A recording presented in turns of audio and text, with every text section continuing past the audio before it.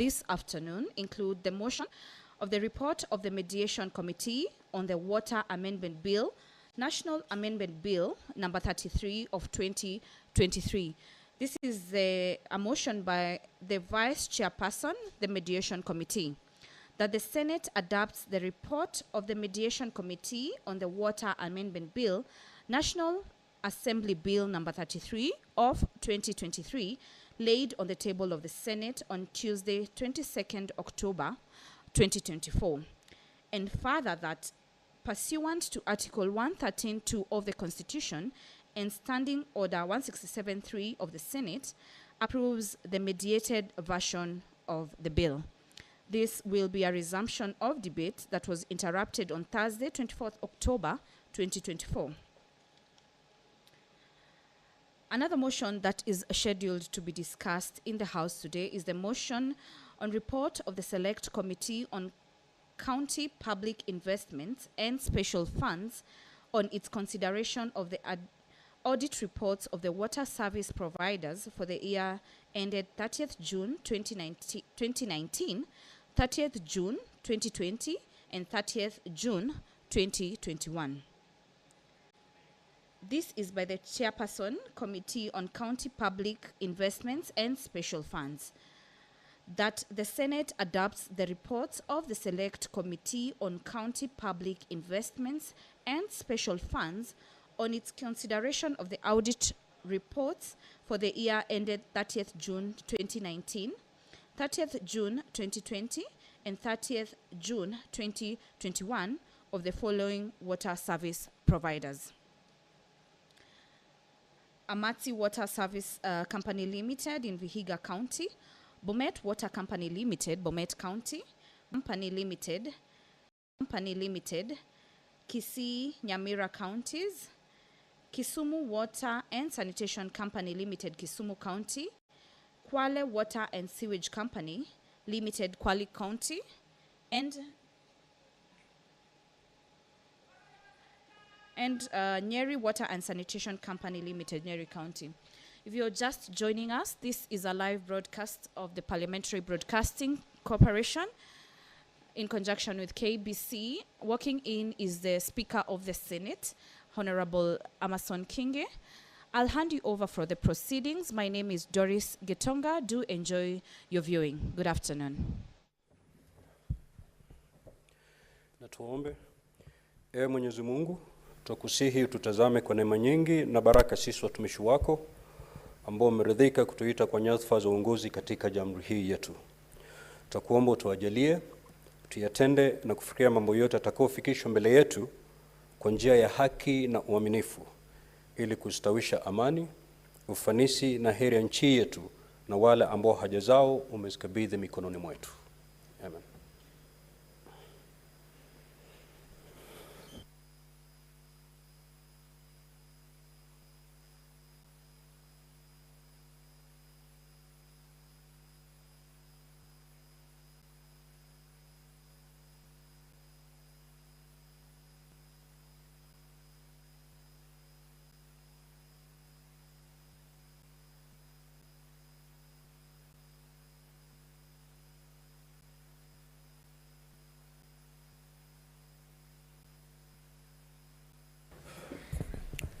Clerk, do we have quorum?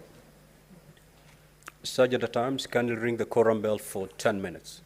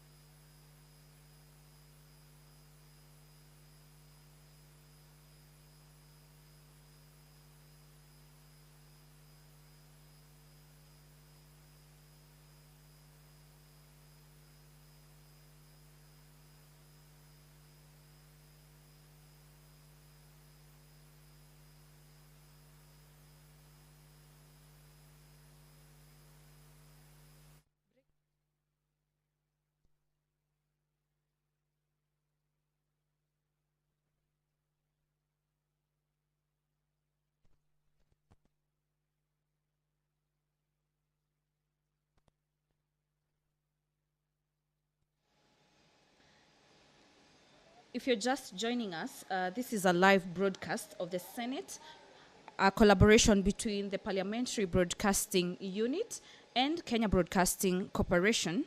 The Speaker has taken the chair, but there is no quorum in the House, and the quorum at commencement of a sitting of the Senate in the standing orders, if there is no quorum present when the chair is taken at the time appointed for a sitting of the Senate, the Speaker shall immediately after the prayer order the bell to be rung for 10 minutes. If no quorum is present at the expiration of the 10 minutes, the Speaker may direct that the bell be rung for a further 10 minutes, and if there is still no quorum present, the Speaker shall adjourn the Senate forthwith to the next sitting. As you may be aware, this is the first sitting that the House is having after the short recess. So let's get on to work.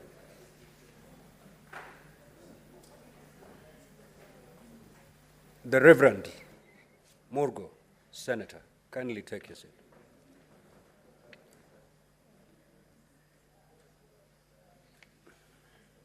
Clerk, you may proceed to call the first order.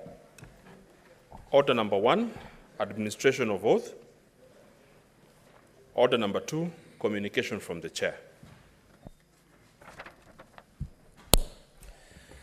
Now, Honorable Senators, I take this opportunity to welcome Honorable Senators back from the short recess.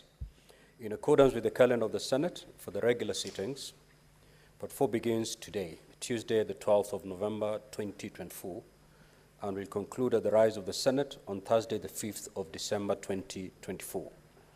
Now, Honorable Senators, you will observe that this will be the last segment of the Senate calendar regular sessions of the Senate in 2024. It will be a short one before the Senate undertakes the December-January recess. The resumption of the regular sittings in this last part brings with it a certain degree of urgency to conclude the legislative agenda of the Senate. It is in this context that I therefore urge that we redouble our collective efforts in a bid to conclude the business of the Senate by the close of the session in December 2024.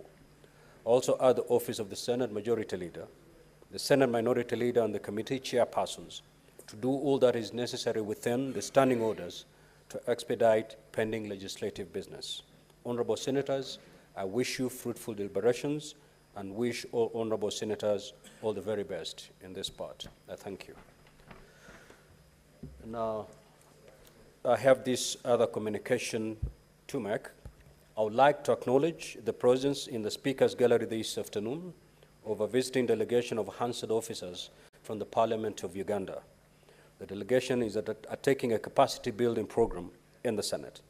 Now, honorable senators, I request each member of the delegation to stand when called out so that you may be acknowledged in the Senate tradition. Mr. Julius Aboko, Senior Assistant Editor, Hansard. Ms. Lavinia Tohimbese, Assistant Editor of Hansard. Ms. Shalene Mukite, Assistant Editor of Hansard. Mr. Isaac Musimenta, Assistant Editor of Hansard. Mr. Joram Echodu, Technician. Ms. Katie Akelo, Assistant Secretary. Now, honorable senators, in our usual tradition of receiving and welcoming visitors to Parliament, I extend a warm welcome to the delegation, and on behalf of the Senate and my own behalf, wish them a fruitful visit. I will allow the Senator for Kitui to, under 1 minute, to extend a word of welcome to the delegation. I thank you, Mr. Speaker. Mr. Speaker, on my own behalf, on behalf of my colleagues in the Senate of the Republic of Kenya, I take this opportunity to welcome the visiting delegation from the Parliament of Uganda. Mr. Speaker, we take cognizance of the fact that Uganda remains to be a friendly neighbor, the biggest trading partner, bilateral trading partner with Kenya, And for the visiting the delegation, I will ask them to fail at home where they were going, and as they undertake their benchmarking visit, may their visit, Mr. Speaker, be fruitful. I thank you, Mr. Speaker. Next order, Clerk. Order number 3, messages. Order number 4, petitions. Order number 5, papers. Order number 6, notices of motion. Order number 7, questions and statements. Now, statement pursuant to Standing Order 56, 1A. The Chairperson, Standing Committee on Health, you may proceed to make your statement.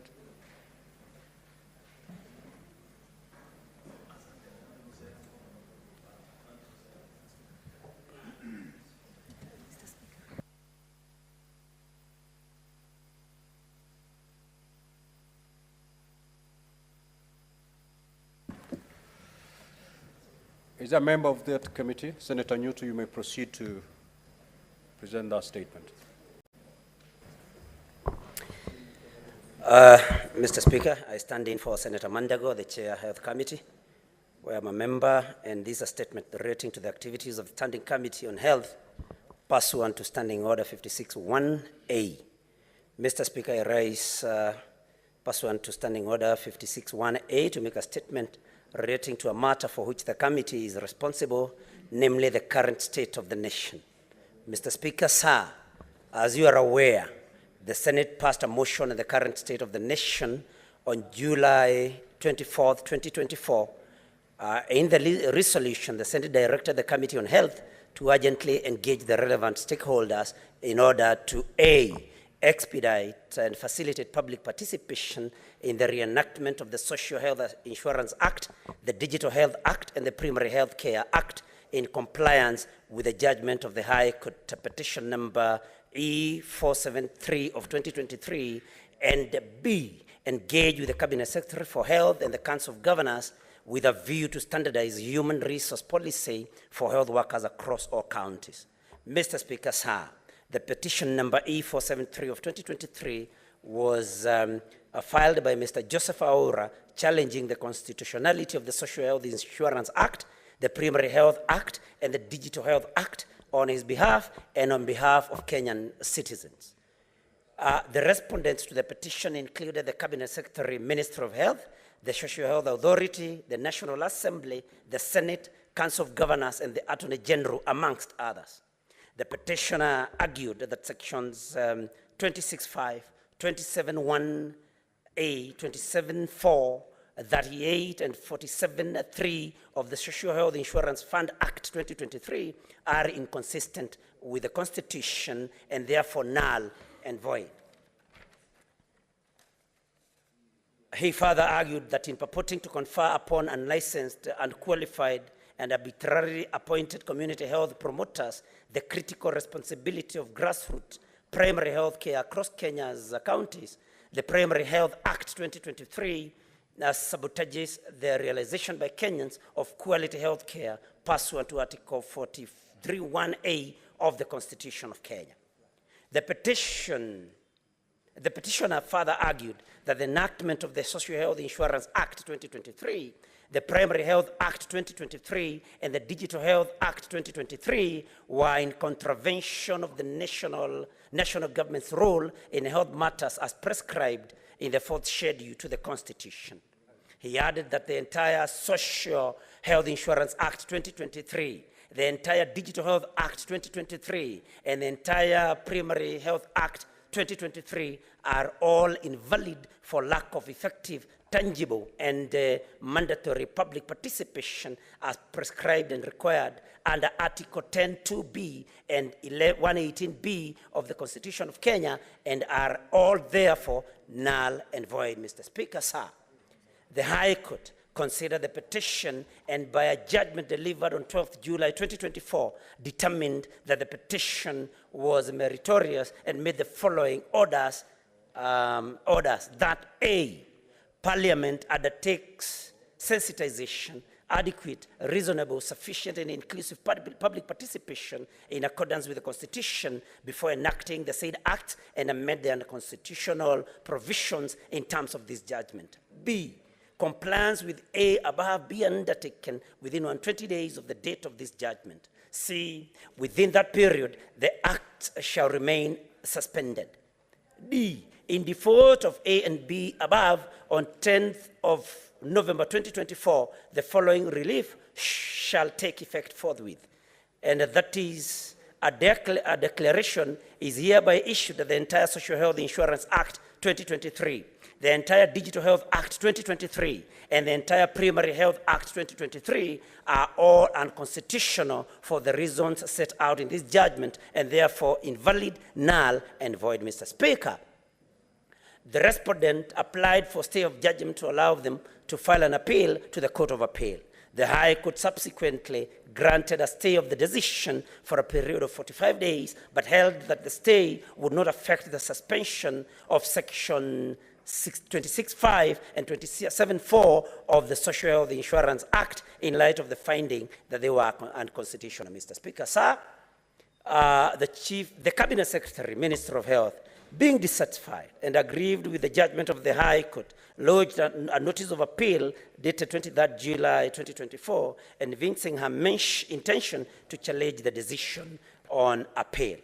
The petitioner, Mr. Joseph Enoch Aura, being satisfied with the substantial judgment, decree and orders of the High Court, urged the Court of Appeal to uphold the said judgment and decree, and being dissatisfied with only a part of the said judgment, cross appealed to the Court of Appeal against A, the determination that Section 26.5 and 27.4 of the Social Health Fund Act were rational limitations of the rights of Kenyans envisaged under Article 24 of the Constitution. B, the suspension of the High Court decision for 120 days and the stay of execution of the High Court decision for 45 days. The Cabinet Secretary, Minister of Health, filed an application dated 26 July 2024 seeking an order for stay of execution and of implementation of the judgment of the High Court pending the hearing and determination of the appeal under the provisions of Rules 1252B of the Court of Appeal Rules. The Cabinet Secretary contended that it is not feasible to enact statutes that are already enacted and that the High Court has adjudged, and a standard of public participation that is not within the contemplation of Articles 10 and 118 of the Constitution. The Cabinet Secretary further argued that the sensitization of the public, which has been decreed to apply prior to public participation, is akin to civil education, which exercise is appropriate in the conduct of a referendum. Mr. Speaker, sir, the Court of Appeal considered the principles upon which it grants stay, whether the intended appeal must, in the first place, be arguable, and demonstration that the appeal will be rendered negatory if stay is not granted. The court further considered the public interest element of whether or not it is in the public interest for the stay to be granted. The Court of Appeal considered that the statutes have been in operation for 9 months, and that to allow the framework under which the health sector is operating to revert to the old framework with the possibility of it returning back to the current framework in the event of the appeal succeeded would put the health sector in a state of flux and uncertainty. The Court of Appeal subsequently granted the stay of judgment of the High Court pending the hearing and determination of the appeal, and directed that the file be immediately placed before the President of the Court for directions as to an urgent hearing. To date, no directions have been issued on the hearing and determination of the appeal. The committee resolved to await the determination of the appeal as the 3 acts are currently in effect and are being implemented. Mr. Speaker, sir, in regard to the second resolution standardization of human resource policy for health workers across all counties, the committee is scheduled to hold a retreat to the Minister of Health, the Council of Governors, and the representatives from the medical practitioners, regulatory bodies, and unions in order to deliberate on the challenges, if any, facing the implementation of this resolution. The committee will prepare its report, which will be tabled in the House for consideration. Honorable Speaker, I thank you. Next order. Order number 8, the Rice Bill, Senate Bills number 19 of 2023, second reading. The Honorable Senator James Mrango. 42. 42, 42. Oh, imehang, system. Senator.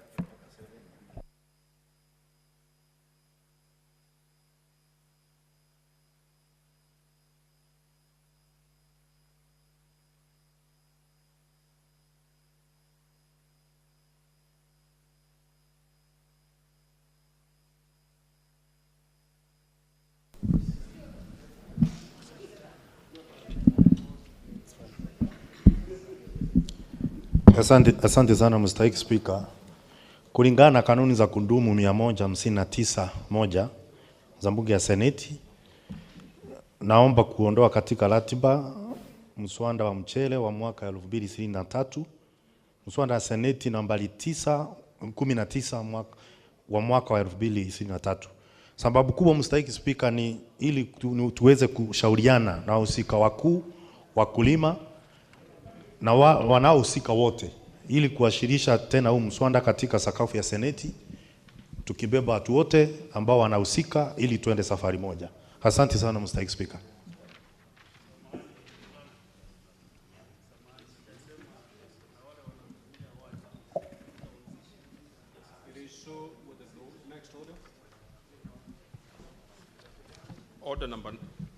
Order number 9, the County Government's Elections Laws Amendment Bill, Senate Bills number 2 of 2024, second reading division. That order is deferred for now. Next order. Order number 10, the County Public Finance Laws Amendment Bill, Senate Bills number 39 of 2023, second reading, resumption of debate. Now, when debate was interrupted, Senator Veronica Minor had the floor, and she had a balance of 14 minutes. She's not in the House, and therefore the floor is open, Honorable Senators.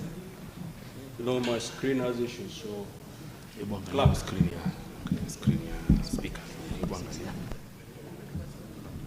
Just to make sure that I can be able to pick Honorable Senators wishing to contribute.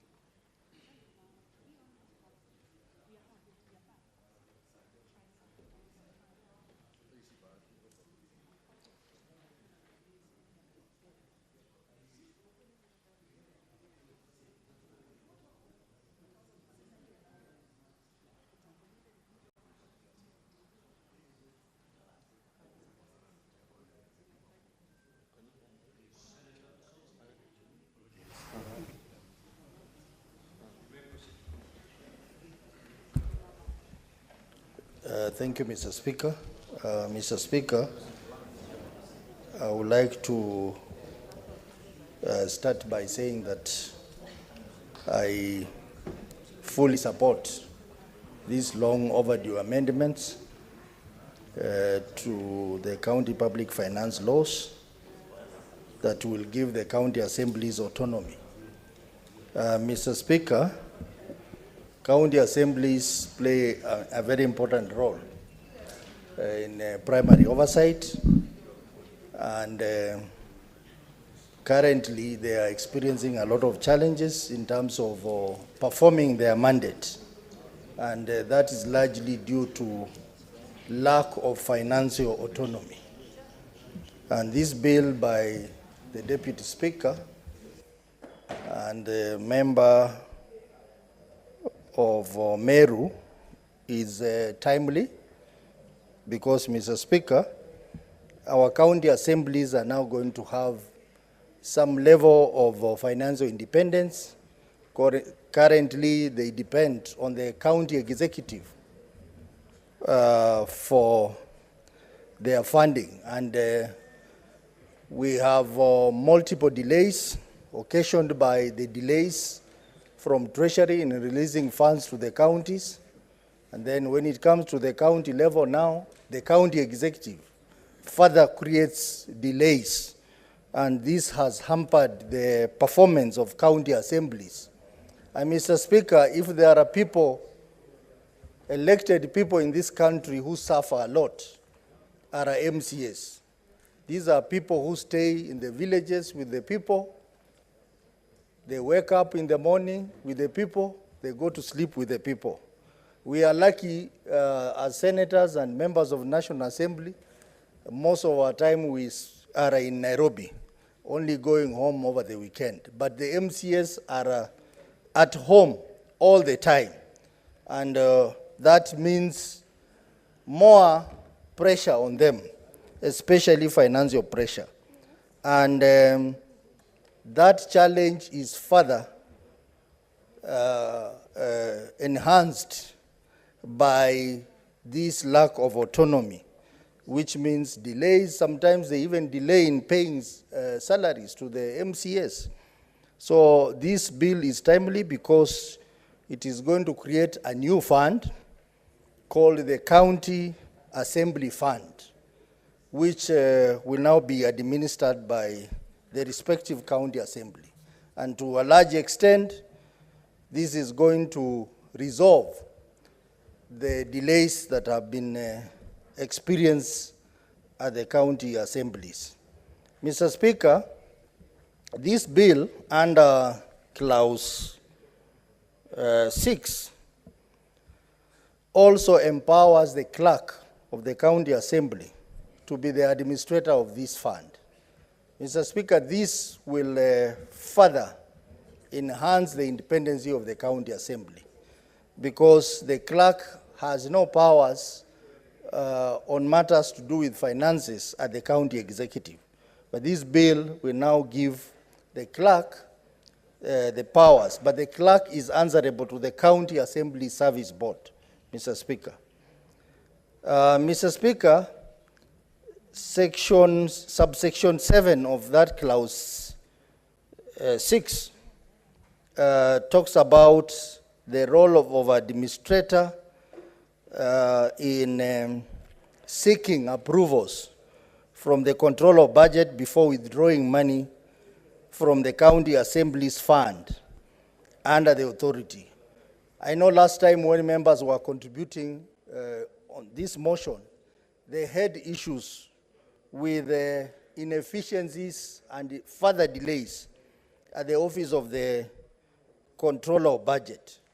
Mr. Speaker, I think something has to be done at the office of the controller of budget, and I want to agree with the members who said it is a high time that this office of the controller of budget is devolved properly to the counties, so that we don't have a situation where people come to stay in Nairobi for weeks looking for approvals from the Office of Control of Budget. And therefore, this opens another channel for corruption, because Mr. Speaker, we hear that people have to greet others very well for them to receive their approvals. And Mr. Speaker, this is something that we need to do something. In fact, this whole process of control of budget should be automated, Mr. Speaker. I do not understand why in this modern day people are still moving around the documents from counties to come to the control of budget for the documents to be reviewed before the approvals for their expenditure is done. This process can be automated, Mr. Speaker, so that we do not have a scenario where counties are delayed to access their money because of waiting for approvals at the Office of the Control of Budget. Mr. Speaker, I have also noticed that under subsection 10 of this clause 6, there is a proposal that any unutilized funds, balances in the county assembly fund shall not lapse at the end of the financial year, but shall be retained for the purpose for which it was established. Mr. Speaker, this is very progressive because the current scenario is that when county assemblies are unable to spend the money is swept back to the CRF. But in this case, the funds will be there to be rolled to the next financial year. And this further enhances the financial position of our county assemblies. Mr. Speaker, I don't know whether the proposer of this bill has checked on clause 11, which talks about financial reports shall be submitted to the Commission on Revenue Allocation with a copy to the Controller of Budget. I think maybe wanted to refer to the Office of the Auditor General, because I don't see the role of the Commission on Revenue Allocation in this case.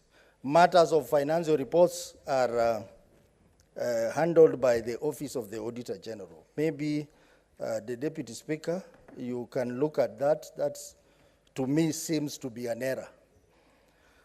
Mr. Speaker, if we go to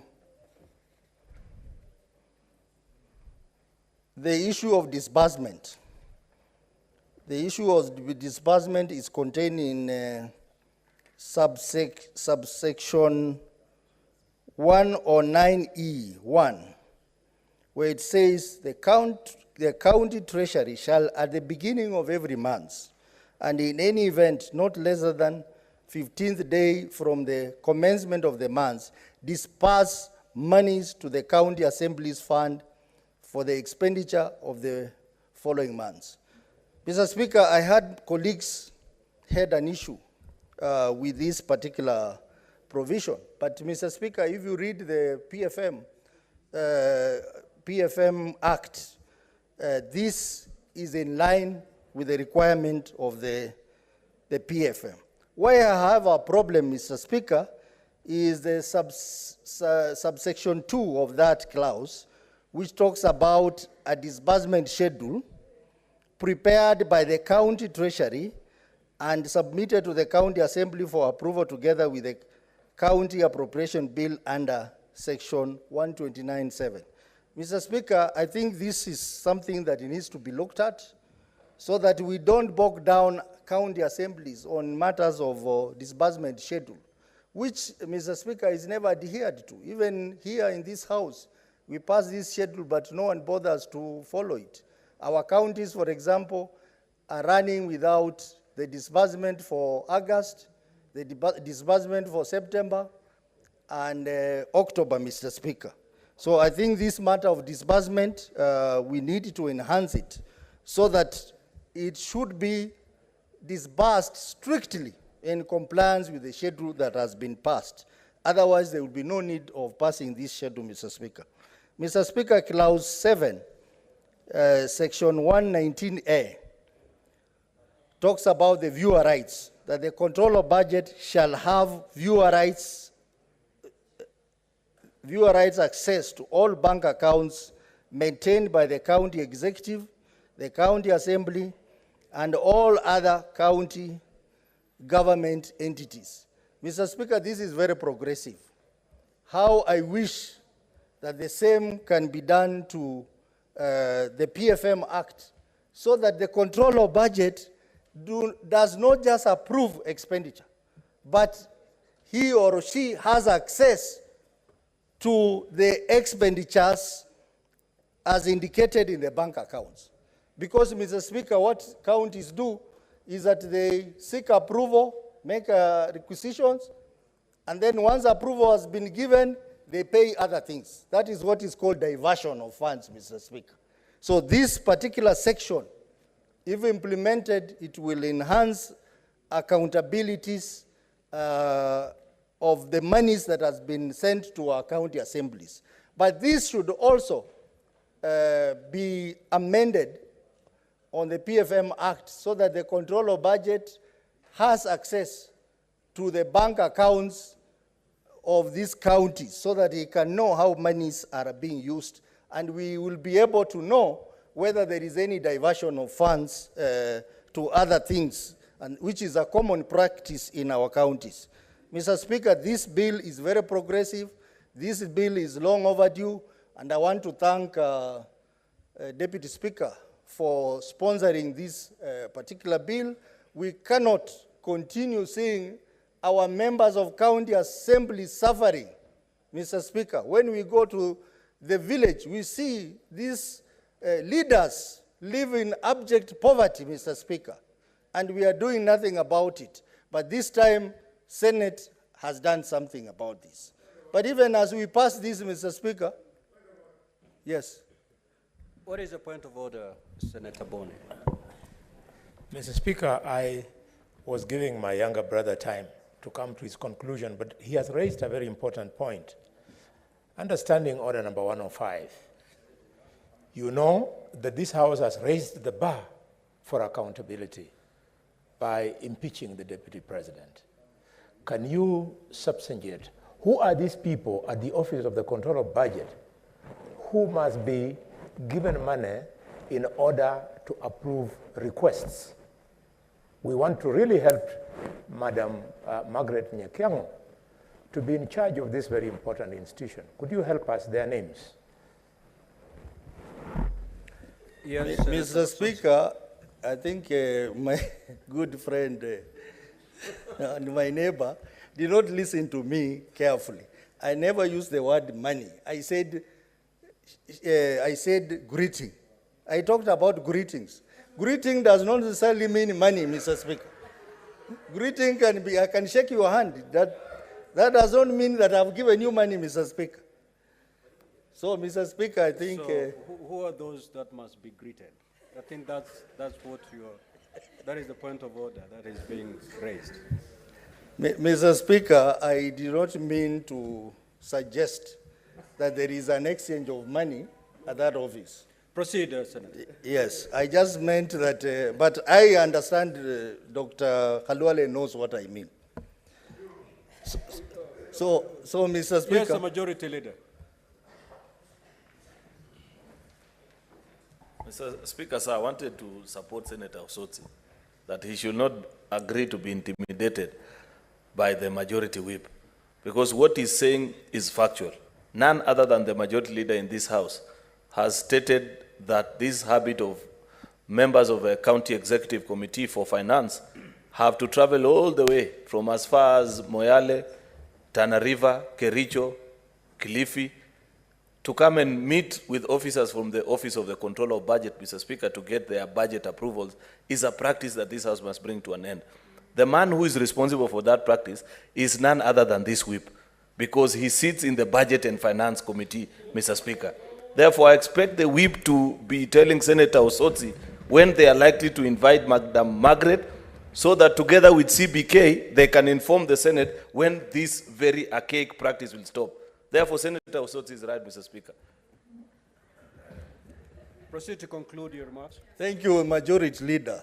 You know, Majority Leader has been here for 3 times, so he understands these things.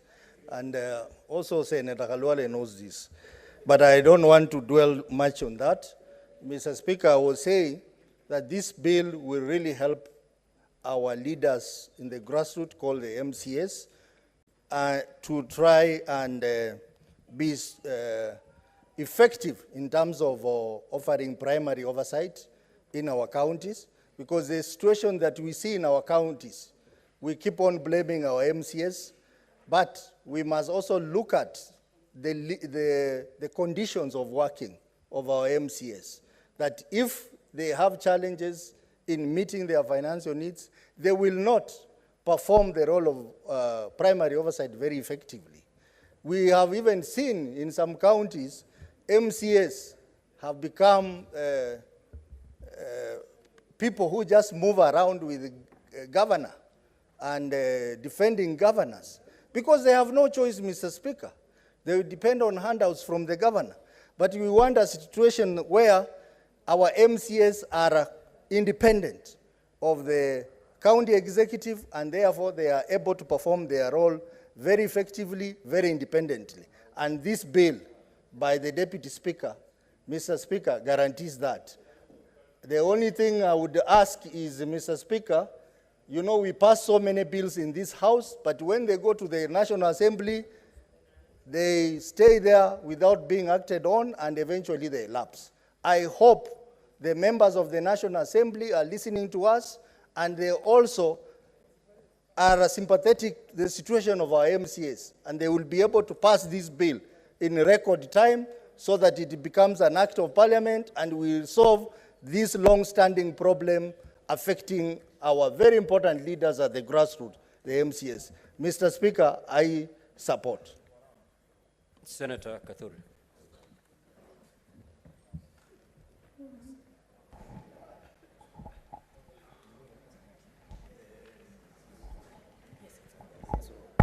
Thank you, Honorable Speaker. Honorable Speaker, Senator Ososi has raised a very, very important point this afternoon, which has always actually been supported by the majority leader. So, Senator Ososi, the point of clarification is that are you in any likely manner to also bring another amendment so that the system can be automated such that the COB, Control on Budget, approves monies to the counties online without coming to Nairobi to queue and to bring greetings to Nairobi? Because there is a provision, you can as well make an amendment to this bill. I'll be very glad if you do that. Well, Senator Sotsi, you may seek to bring an amendment in that regard. Senator Chimera.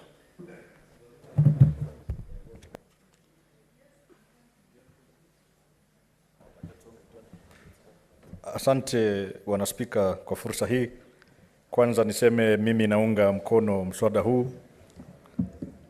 Kama kuna mswada katika muhula wangu nimekaa katika bunge hili Bwana Spika, ambao ni wa muhimu sana na unafaa kupewa kipaumbele Bwana Spika, ni mswada huu ambao umeletwa hapa bungeni na naibu spika Mheshimiwa Senator Kadhuri kutoka kaunti ya Meru Bwana Spika. Bwana Spika, ni jambo la kushangaza kuona kwamba mabunge yetu ya kigatuzi ambayo kisheria yanafaa kuwa mstari wa mbele kumhakiki gavana ama utendakazi wa serikali zetu za kaunti Bwana Spika, kuona kwamba wanakosa fedha Bwana Spika.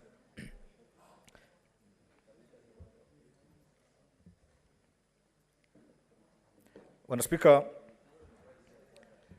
ikiwa tutaweza kuyanyima mabunge ya kaunti yetu fedha kuendesha utaratibu wao, kuendesha shughuli zao, kuendesha biashara zao Bwana Spika, na fedha hii inaweza kupewa gavana, kwa kweli basi tunaona kwamba ugatuzi upo katika hatari kubwa, na ndiposa tumeweza kujionea sisi kama wananchi ubadilifu wa fedha katika kaunti zetu, kwa sababu mabunge ya ugatuzi yameshindwa kufanya kazi yao Bwana Spika. Na ni wazi kuona kwamba ukipatia fedha zile kaunti zetu Bwana Spika, wataweza kufanya mikutano yao Bwana Spika, wataweza kuhakikisha kwamba pale waziri ama gavana amedorora katika kazi yake Bwana Spika, anaweza kuitwa, anaweza kukosolewa na kazi inafanywa sawa Bwana Spika. Bwana Spika, vile vile hawa wajumbe wetu wa County Assembly Bwana Spika wana majukumu mengi Bwana Spika. Ikiwa fedha ile lazima Clerk aende kumnyenyekea na kumuomba waziri wa fedha katika county Bwana Spika, tunapoteza maana yote ya ugatuzi Bwana Spika. Na nikupongeze naibu spika kwamba wewe mwenyewe umeona katika akili yako na fikra yako kwamba ipo haja kuhakikisha kwamba mabunge yetu ya county hizi yameweza kuwezeshwa ndio ili waweze kufanya ile oversight role yao. Kando na sisi maseneta Bwana Spika, lazima tuwe mstari wa mbele kuhakikisha kwamba hawa wabunge wa ugatuzi, ma MCAs wamepata fursa safi na kamili, wamewezeshwa, wamepata mafunzo Bwana Spika, na fedha ipo ya kuwawezesha wafanye kazi yao. Ndio gavana ambaye anakuwa mbadilifu, gavana ambaye anakosa kufanya kazi yake Bwana Spika, hawezi kutumia kukosa kwa fedha kama kigezo cha kuhakikisha kwamba huduma hazionekani na huduma hazipatikani katika kaunti yetu Bwana Spika. Bwana Spika, ukiangalia kaunti yangu ya Kwale kwa mfano Bwana Spika, kumekuwa na kelele na hatihati kuhusu hali yote ya utendakazi hususan idara ya afya Bwana Spika. Na mimi kama seneta, kama mwanachama wa kamati ya afya Bwana Spika, nimeweza kuketi na wale ma MCAs ambao ni wanachama wa kamati ya afya katika bunge la Kwale Bwana Spika. Wakanieleza wao tatizo lao kubwa zaidi ambao linawasibu Bwana Spika ni kwamba hawana hata fedha ya kuweza kufanya kikao na waziri wao Bwana Spika. Hawawezi kufanya mkutano na kuhakiki uendeshaji wa hali ya afya katika kaunti yetu Bwana Spika. Na hii ni taswira ambayo iko katika kaunti nyingi Bwana Spika. Sio vizuri kwamba kiongozi atakwenda bungeni na kose sauti kwa sababu hana fedha Bwana Spika. Mimi ninakuunga mkono sana, nataka niseme kwamba kama kuna seneta ambaye anafahamu kazi ya kuwa seneta Bwana Spika, basi ni wewe naibu spika kupitia mswada huu, na nina imani kwamba bunge letu la Senate limeona umuhimu zaidi ya kuhakikisha kwamba tumeunga mkono sheria hii. Na sote tuunge mkono Bwana Spika, tuipitishe kwa haraka iwezekanavyo ndio mswada huu Bwana Spika uwe sheria. Ndipo tukisonga mbele Bwana Spika, wale ndugu zetu ambao ni ma MCAs waweze kupata afueni ya kufanya kazi yao pasipo kumnyenyekea kwenda kumpigia magoti gavana Bwana Spika. Na hii fedha vile vile pia naomba wakati inaweza kutoka katika wizara ya fedha, itoke moja kwa moja imfikie yule clerk wa bunge la county zetu hizi Bwana Spika, bila vigezo vyovyote. Na nimpongeze Senator Otsosi na pia kiongozi walio wengi hapa kwa ile kauli yake ya kwamba wale maafisa ambao wamezoea kuleta chokochoko, kuleta unafiki na kuleta vigezo vya kwamba fedha hii haiwezi fika bila nyinyi kuleta mahesabu yenu, nafikiri sio sawa kisheria Bwana Spika, na pengine ipo haja ya Senator Otsosi kutuletea yale marekebisho kuhakikisha kwamba fedha hii ikitoka katika wizara ya fedha inakwenda moja kwa moja kwa maeneo bunge yetu ya county bila msukosuko wote, bila vigezo vyovyote, ndio ili tuwapatie fursa wale ma MCAs wetu waweze kufanya kazi yao Bwana Spika. Bwana Spika, kwa hayo mengi au machache mimi naunga mkono mswada huu Bwana Spika. Asante. Asante sana. Next is the Senator Manzo Daniel, Makueni County.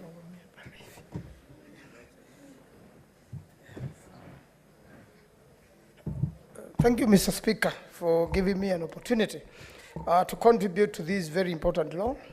Mr. Speaker, I want first of all to thank you for having been thoughtful. And for those who may not know, I've been with you in this parliament for 12 years. And I am very much aware you are one person who has been a solution finder for many people of Kenya. Earlier in the Ministry of in the Committee of Agriculture. And many times you have solved, Mr. Speaker, problem related to the people of Kenya. And I really want to congratulate you and thank you for this very thoughtful solution of devolution. And I want to say that, Mr. Speaker, this law is so important, Mr. Speaker. Devolution in this country has been stuck for the last 12 years for a very simple reason.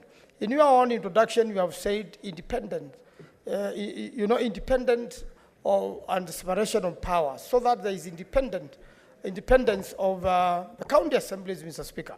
In the country for the last 12 years, many county assemblies have been tied to the governor in many ways.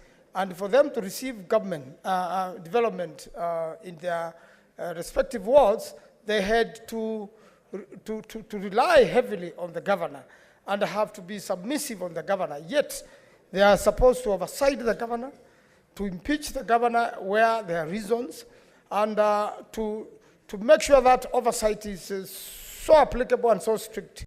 And that would not have happened without the independence of the assemblies. Mr. Speaker, for many counties, before the assembly makes any move, they have to look for the governor or the systems of the governor to get their monies released. And Mr. Speaker, there has been delay.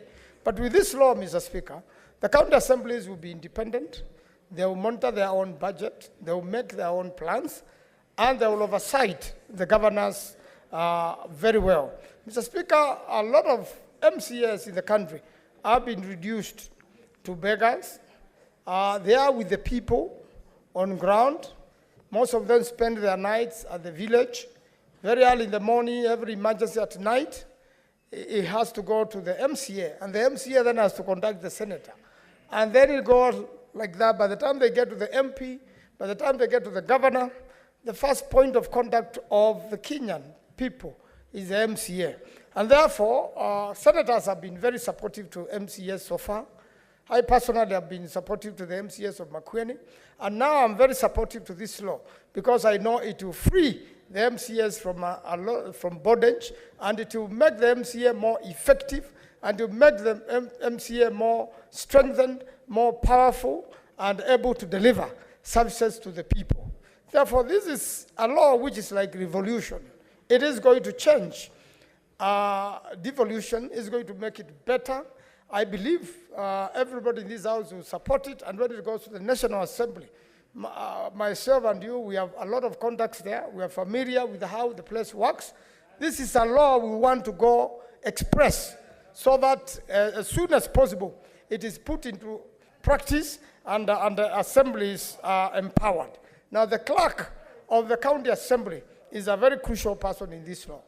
Most clerks are very well trained. They are qualified. They have the experience, and they are able to be, the people who will make sure that this money is spent well. They are going to be the accounting officers of this money. They will be answerable to this Senate. Every other time we call the county assemblies here, there are so many missing gaps, Mr. Speaker, when we want them to account. And then the delays will no longer be there, and they will be responsible directly to the people and directly to Treasury. And therefore, there will be every need, Mr. Speaker, to make sure that this happens. Now, the good news about this law, Mr. Speaker, is that the county public finance law, which is an amendment bill of the main act, that is the Public Finance Management Act, will now have a branch which deals with the counties directly.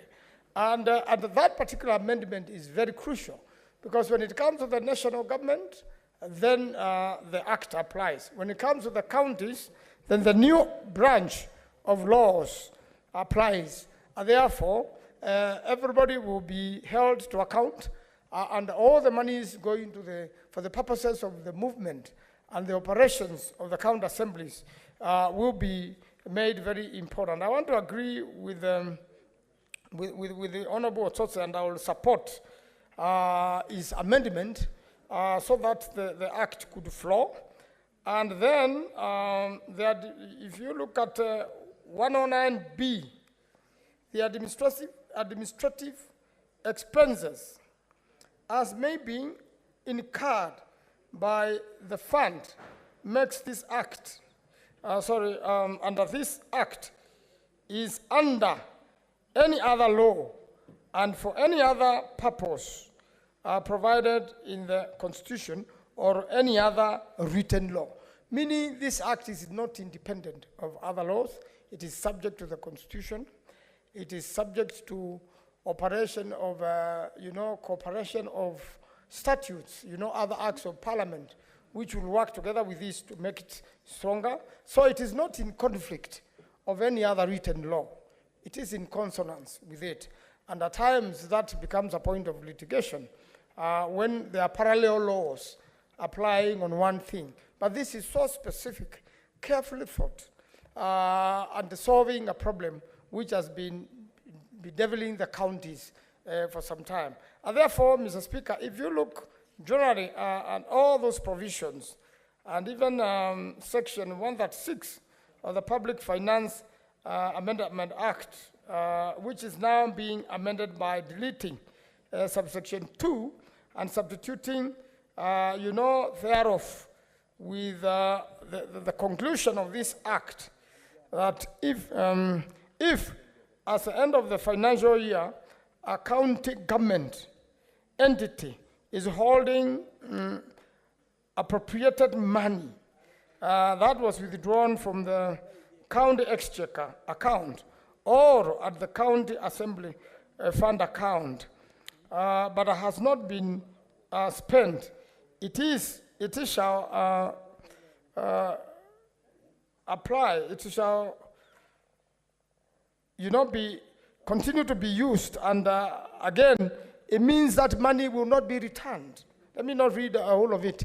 The monies will not be returned to the treasury, as has been the problem during closure of financial year. So it means from the closure of financial year, activities will run of the county assembly June, July, August, up to about September when the new financial year begins. So it means the activities of the county assembly and the activities of the county government will not stall, and oversight will not go unchecked for some days, Mr. Speaker.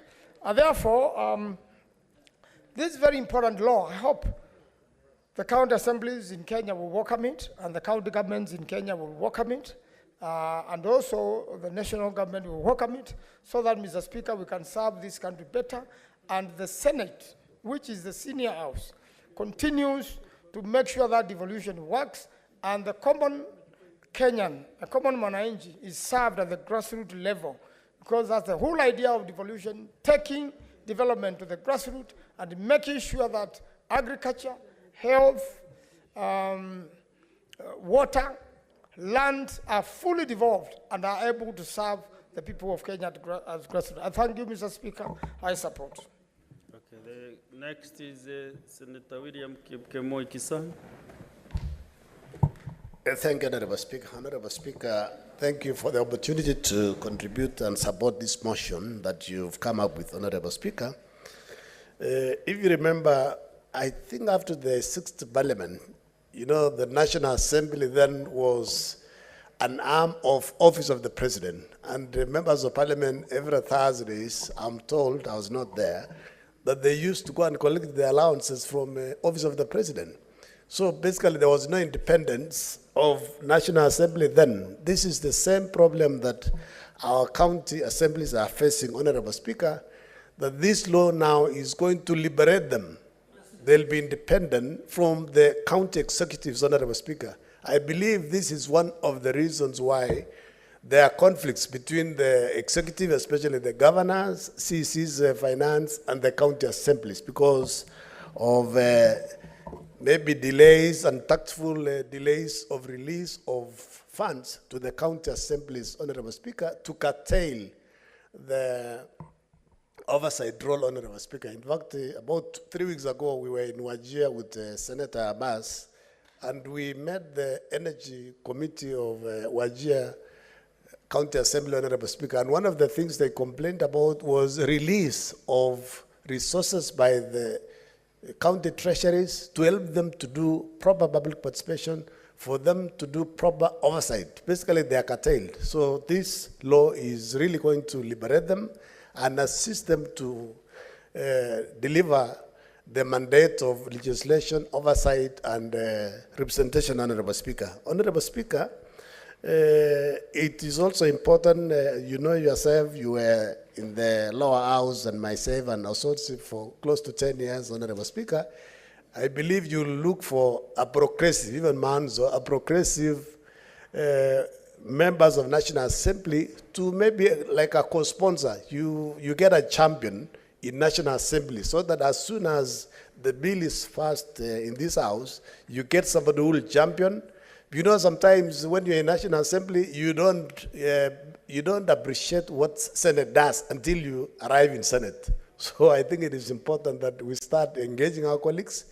We look for one who will champion, and we also want to urge our MCAs across the country so that every MCA in all the counties, everybody talks to their own member of National Assembly to champion so that the MPs support this bill so that they are liberated. I believe the MCAs are now watching, and we have told them, please, each of you, as soon as the bill leaves Senate, lobby, talk to your members of National Assembly so that they all support the bill unanimously. If there are any amendments they are going to do, they do amendments that will enrich the bill and not to water it down, Honorable Speaker. Honorable Speaker, as my colleague, Chair Sibik Osota has said, control of budget, there are challenges there, Honorable Speaker.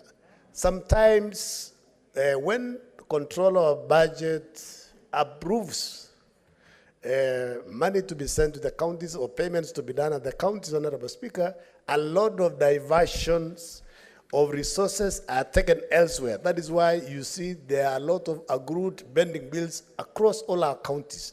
There are business people who have died.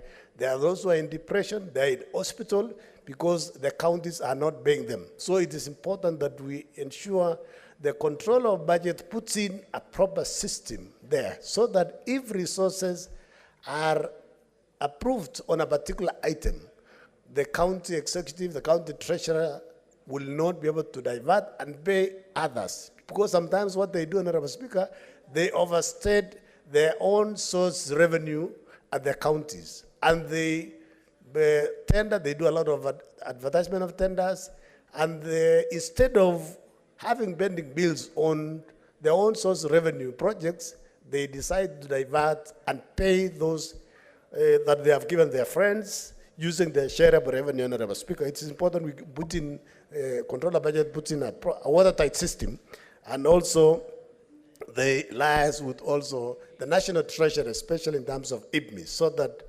anything that they have already, it's been approved in IPMIS, is not diverted, Honorable Speaker. Honorable Speaker, clause 109C, especially 109C or 109B, Honorable Speaker, this one, at the end of the financial year, where resources, if there is still money in the account, Honorable Speaker, it is important that, already we are going on accrual accounting. So basically it means when come 30th of June of every financial year, the money is rolled over to the next financial year, and the county assemblies, basically what they do is to rebudget the resources that will have remained as a balance in the particular accounts, Honorable Speaker, so that they can now, it becomes, they don't have to lose back and send money to CRF, Honorable Speaker. Honorable Speaker, which is also very important in this bill, is where you have said they need to open the fund account at Central Bank. In the recent past, especially the governors,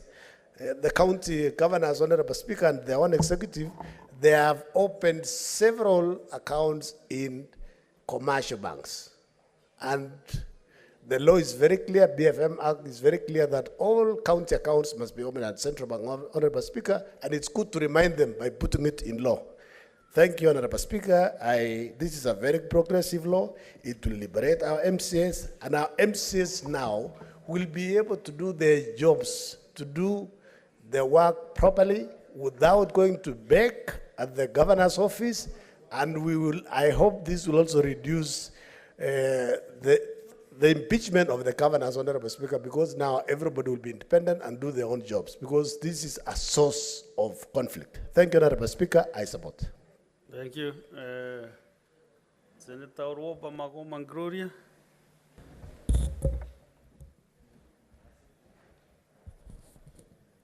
Thank you, Mr. Speaker.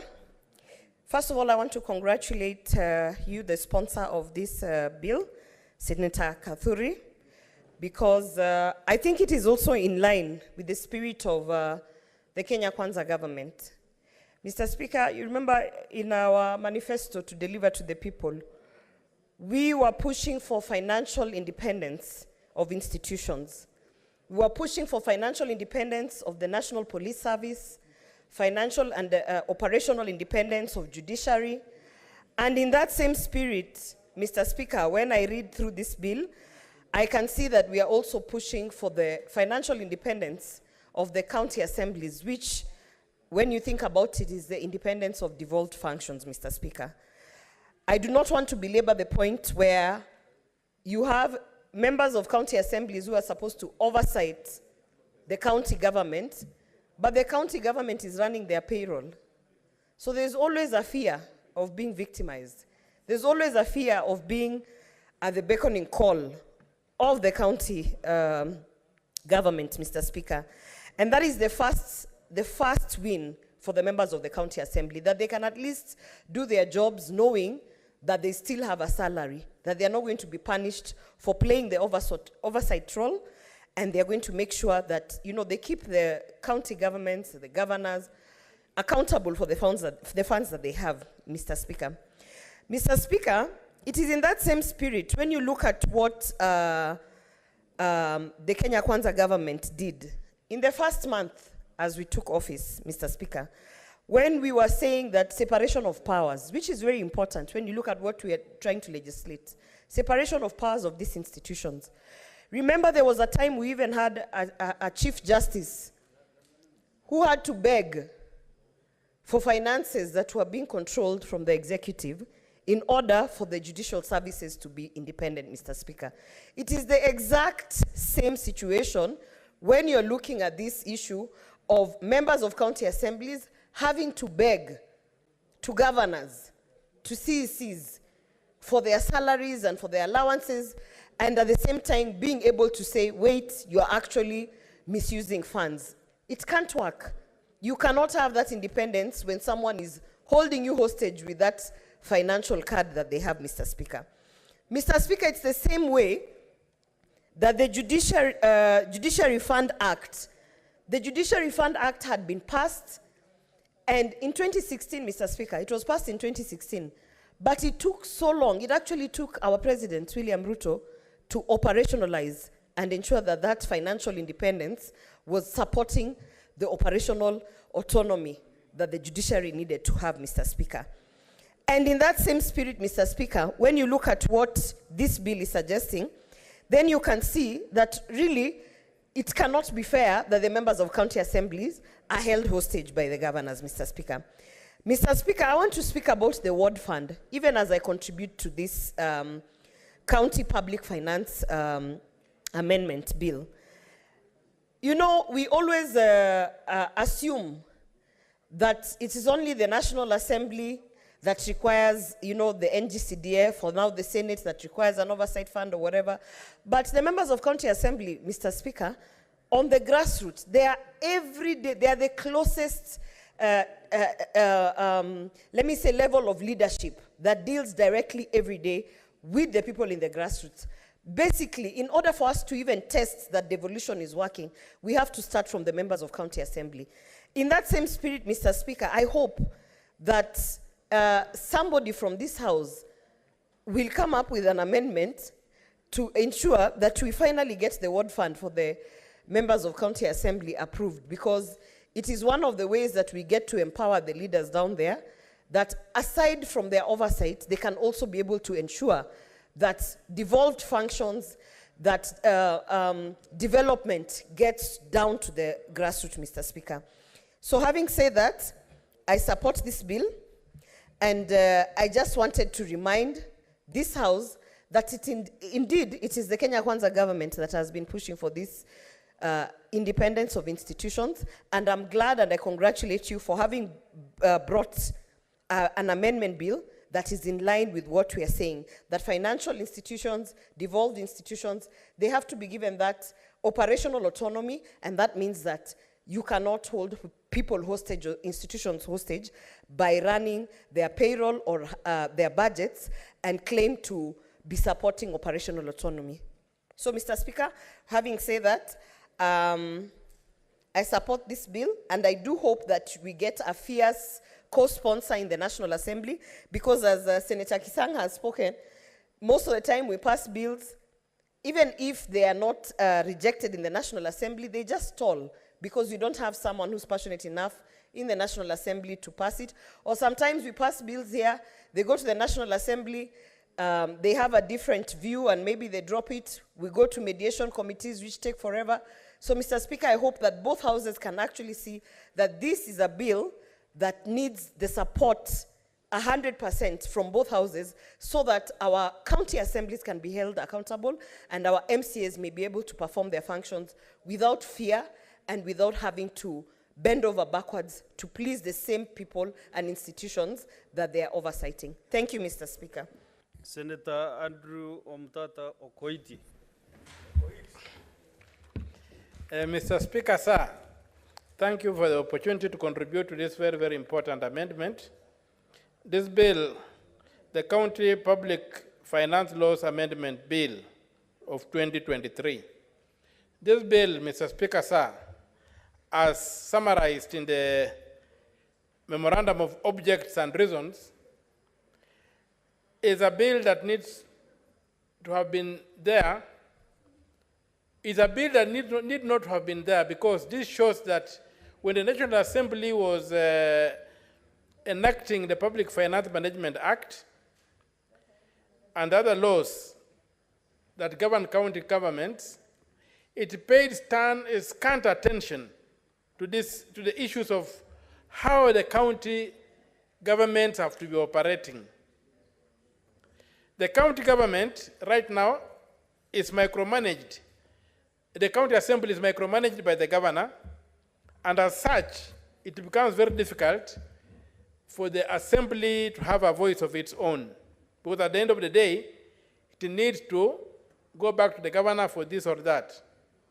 Much as the law says that a certain percentage should go this way, and a certain percentage should go that way. But if the money comes, leaves Nairobi when it has been put in the various funds, then the assemblies will have their autonomy. The Public Finance Management Act is one act that needs serious attention by this House.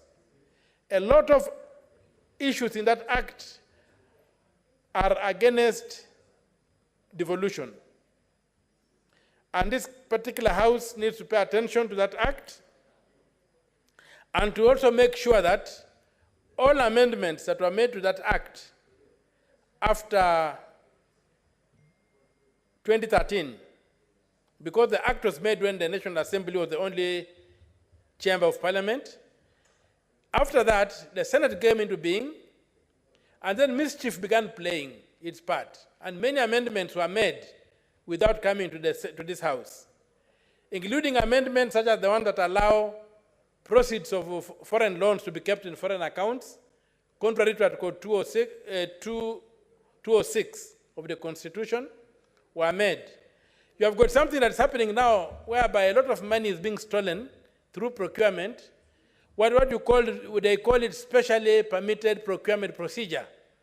The specially permitted procurement procedure that is being used to initiate a lot of procurements that are not proper was initiated through a Finance Act of 2017, which never came to this House, and is wreaking havoc.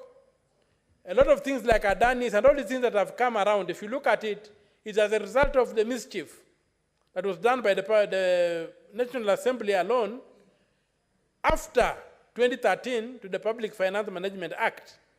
They introduced a lot of changes. So this particular intervention that you are looking at the Public Finance Management Act to try and ferret out the issues that keep counties dysfunctional is very, very important. And I congratulate the Deputy Speaker for having the presence of mind to come up with this bill so that we can begin the journey to ensuring that we have got counties that from design are meant to work. You know, when you look at this particular section of the Act, it's like, Mr. Speaker, sir, I come to your home, I'm from a village, right deep in the village somewhere. I want to answer the call of nature. It's raining, and you tell me, I say, how can I get an umbrella? You say, no, here we don't have to go out there. You can answer the call of nature within the house. We have got a self-contained house. Then I go and I'm able to utilize it.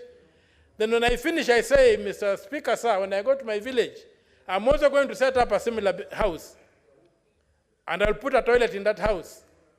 But to make sure that all villagers know that I have a toilet in my house, I'm going to put the toilet in the living room. I mess up with the design. That toilet cannot be used. It becomes dysfunctional. And that's what we have here. We have a design problem in the counties. The design is faulty, and then you end up with things that cannot work. So we must come back, and this to me is an opening shot, where we need to visit all the legislation that govern counties and see to it that we get the design right so that we can, in the proper way, be able to set up something that can function before we test it. What we have in the counties now, right now, in many cases, cannot function because the design is wrong. The design of having money leave Nairobi into the kitty of the governor, then from there, the county is served, is not acceptable. We must get the design right, and for me, Mr. Speaker, sir, I really congratulate you for this, because here you fix a problem. You get the design right. And once the design is right, things will flow. When the design is wrong, however hard you try, you never succeed. That's why we say the egg, the way it is designed, it can lift a chicken with a curve, but the other side, it cannot lift the weight of a chicken. So let us get the design right. Let us work on this, and I pray that the National Assembly will see the value we have seen in this thing to make sure that we create two autonomous institutions at the county level, whereby the Assembly is independent, the executive is independent, then the question of oversight can become possible. Otherwise, it's like asking your children to oversight their father in his compound. They cannot. The governor remains the big man, the governor remains the boss, and he cannot be oversighted by these people. So I really pray that we will get a way of getting it through the National Assembly, and I want to support what Senator Chesang said, that we may need to identify a partner in the Assembly who can help us see this bill come through. As I conclude, I want to say that it's also important to note that primary oversight is a function of the county assembly.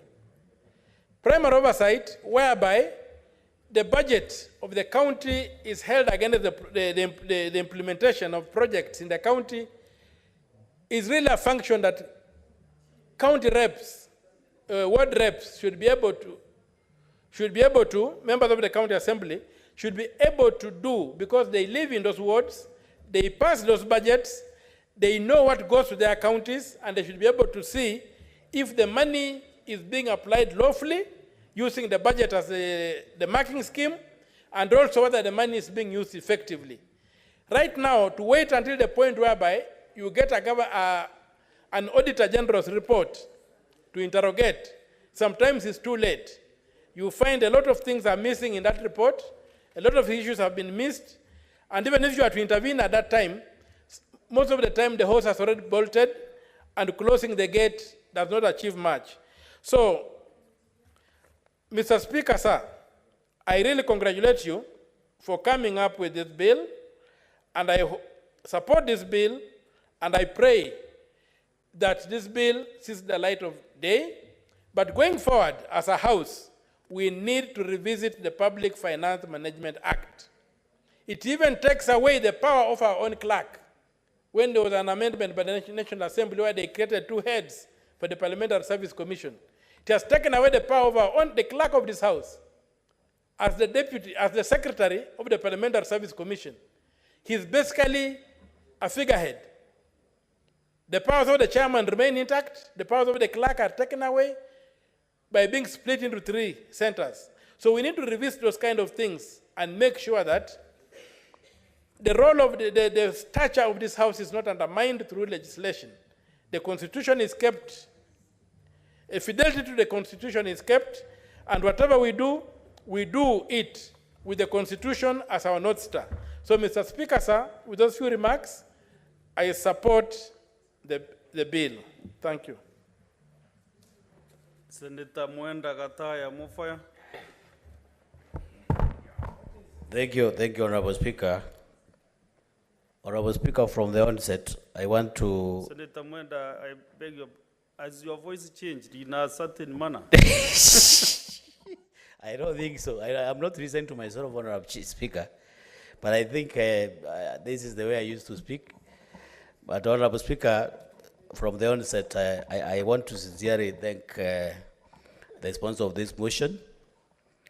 The sponsor of this motion, Honorable Speaker, will go down in history as the Messiah and Savior for the legislative arm of the county government, Honorable Speaker. Honorable Speaker, I'm standing here as a true witness, as a true victim of the level of manipulation, the level of twisting, the level of submissiveness, the level of all sorts of atrocities committed by the executive towards the county assemblies, Honorable Speaker. Honorable Speaker, in very many instances, Honorable Speaker, I recall when I used to serve as a member of the county assembly. I served as a member of county assembly for a decade, 10 years, Honorable Speaker, 2 terms. And I think I have the necessary information that is supposed to guide this bill, Honorable Speaker. Honorable Speaker, in very many instances, Honorable Speaker, the so-called CECs are semi-gods in their own right when it comes to dispensation, when it comes to making sure that the assemblies get money that are supposed to be allocated to them from the exchequer, Honorable Speaker. So, Honorable Speaker, to make sure that we strengthen oversight and check on malpractices and excesses of the county government and the governor, Honorable Speaker, the county assembly ought to be independent and autonomous in the operations, and this autonomy, Honorable Speaker, is very, very, very critical. And I'm even wondering why this bill did not find its way to this House 12 years since devolution, Honorable Speaker.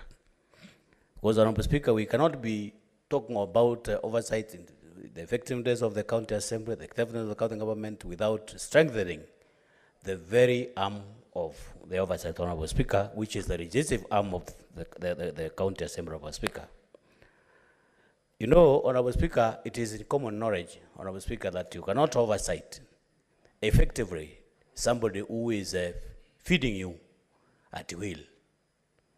So, Honorable Speaker, you know, most of the governors, Honorable Speaker, even some of the kind of the impeachment motions that we have seen before this House, it's generated from the defiant members of the county assembly who have decided to make sure that they oversight those governors. In quite a number of county assemblies, Honorable Speaker, most of the county assemblies are very submissive. They are subdued. They are coerced into singing the song of the relevant governor, Honorable Speaker. So, Honorable Speaker, you notice that if you look at the if you look at the National Assembly, if you look at the Senate, the county assemblies are just a replica of the National Assembly. There's just a replica of the Senate, which draws its monies from the Exchequer Directory. So, Honorable Speaker, by having this county assembly fund, Honorable Speaker, it is one way of making sure that we guarantee autonomy and strengthen devolution, Honorable Speaker. And I'm happy, Honorable Speaker, because I've been able to go through this bill, which is very broad. It has captured quite a number of aspects where the bill dictates that the clerk of the county assembly shall be the administrator of the county assembly fund, who is in this current form, Honorable Speaker, is the accounting officer.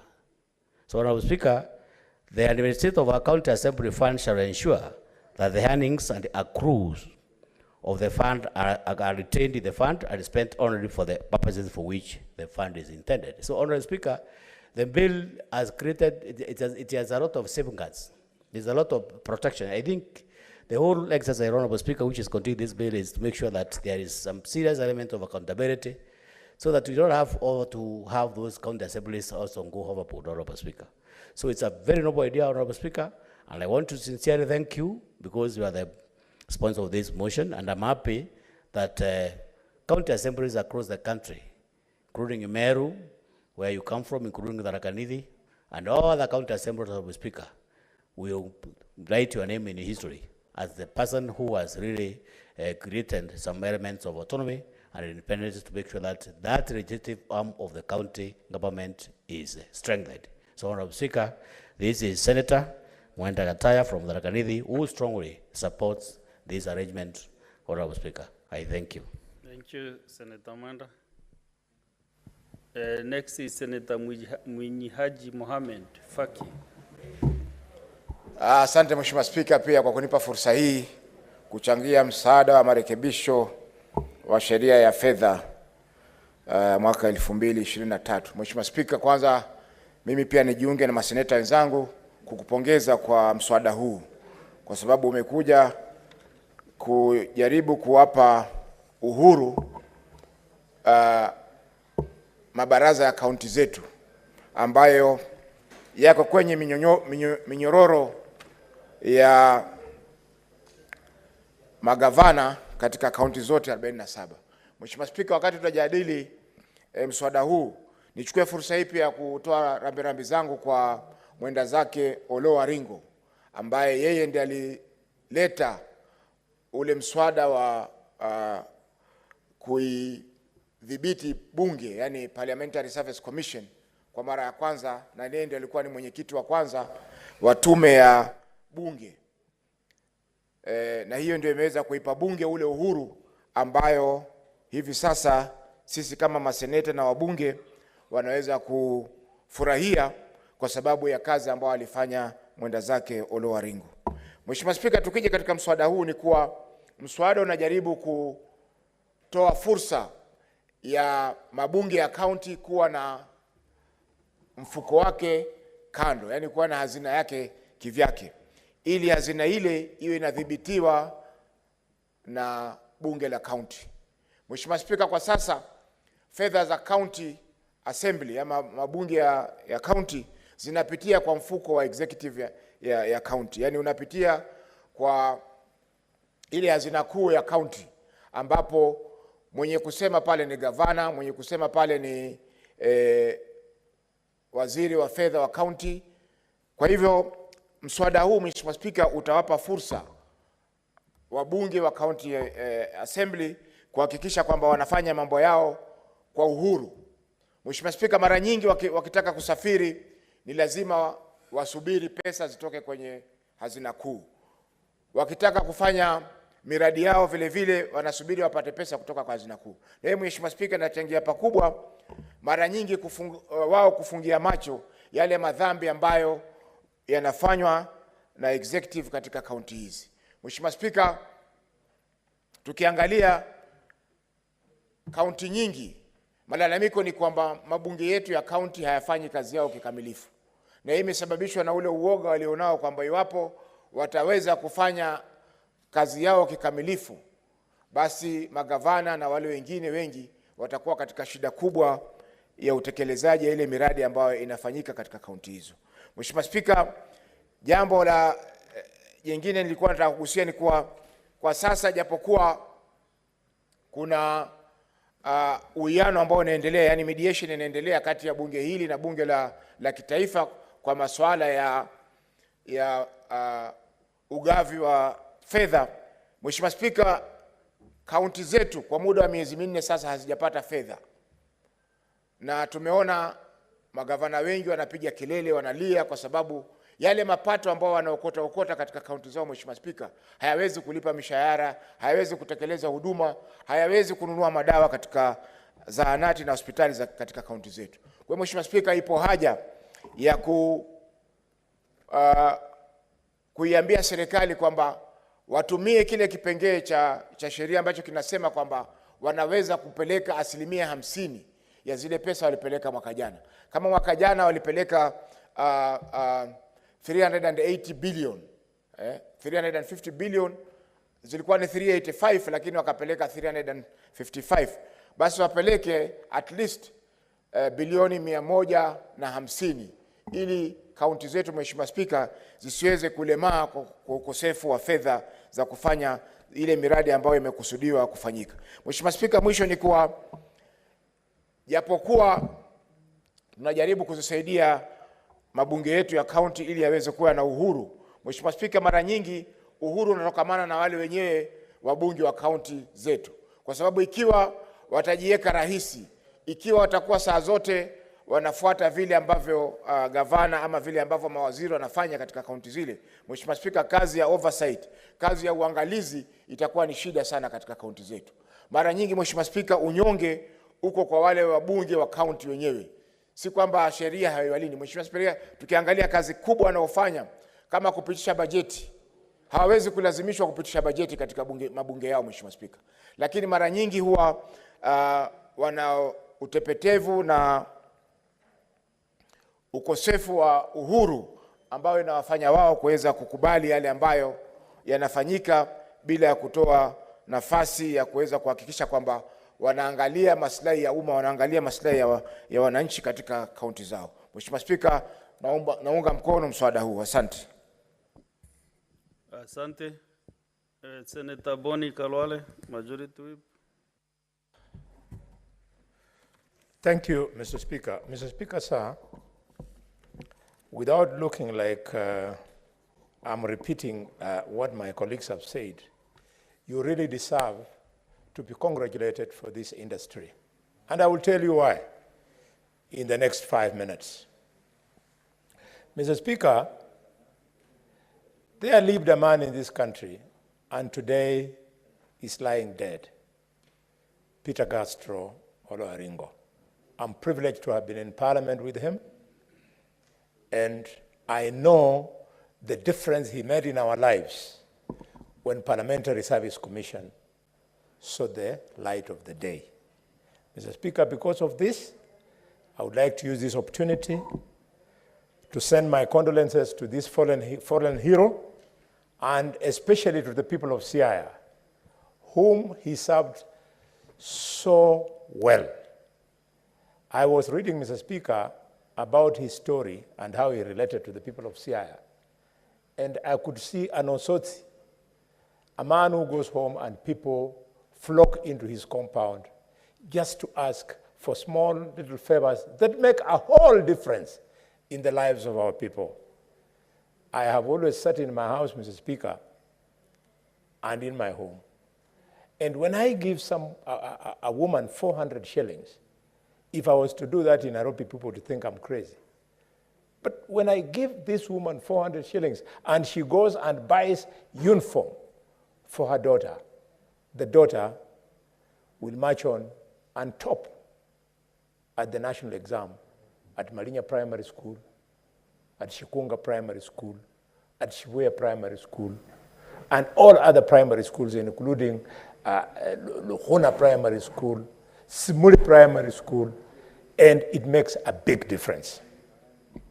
Mr. Speaker, having said this, I want to persuade you, Mr. Speaker, I want to persuade you.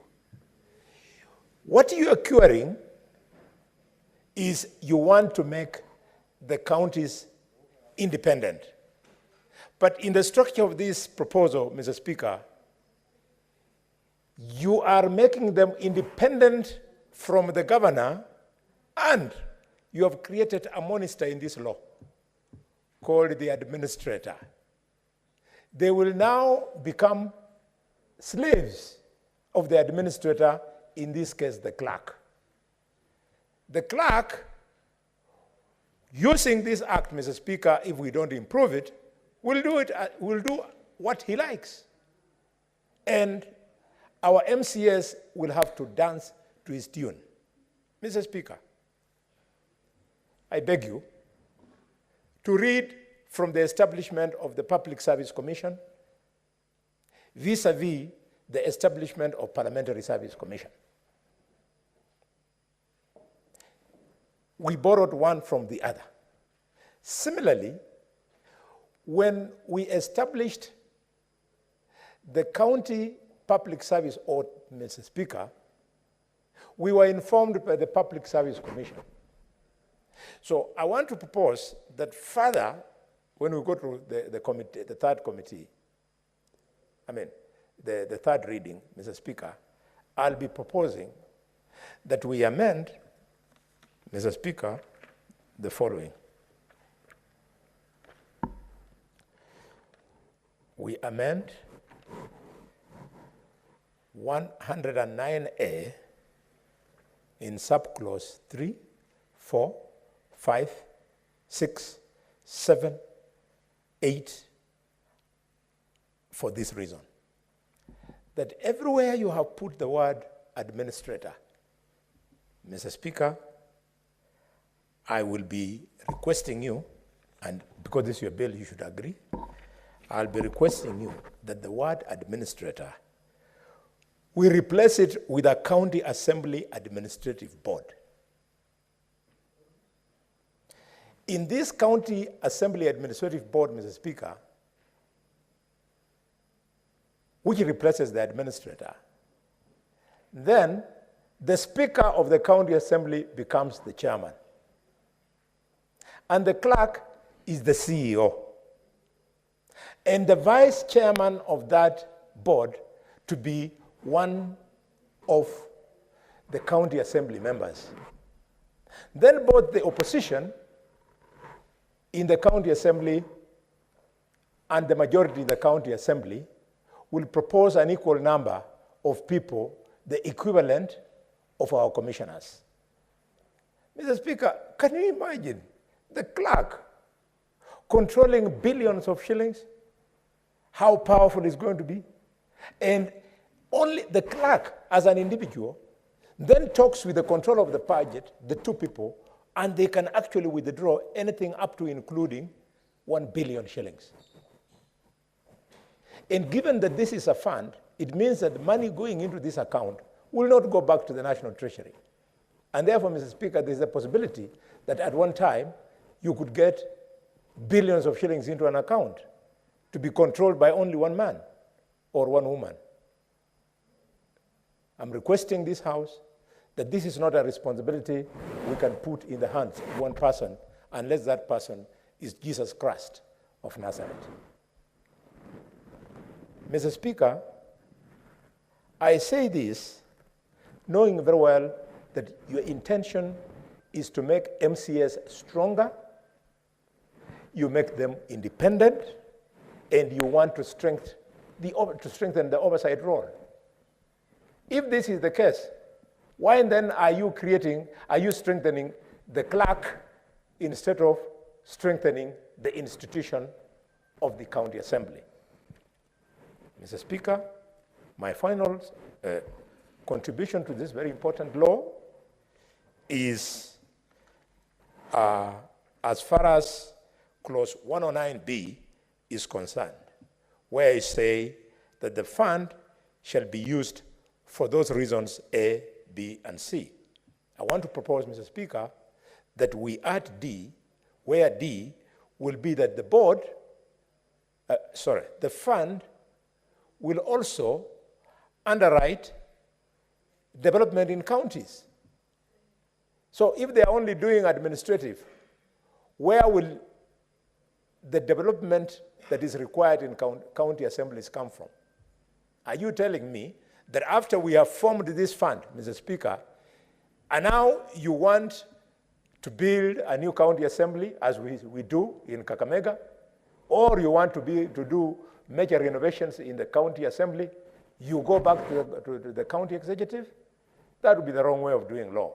So I propose that we add subclause 109BD to address this. Having said that, Mr. Speaker, allow me to make one running comment on the state of counties vis-a-vis how our governors and MCAs are working. There has never been greater deceit in this country. There has never been an opportunity for greater connivance to steal, as what is happening in some of our counties, Kakamega being one of them. Mr. Speaker, in my county, we ran a project running into billions, Mr. Speaker, the so-called the 10-mile per ward project. And Mr. Speaker, millions of shillings were sung in, and when you go to Kakamega, there is no single 10-kilometer road project that is complete in any ward.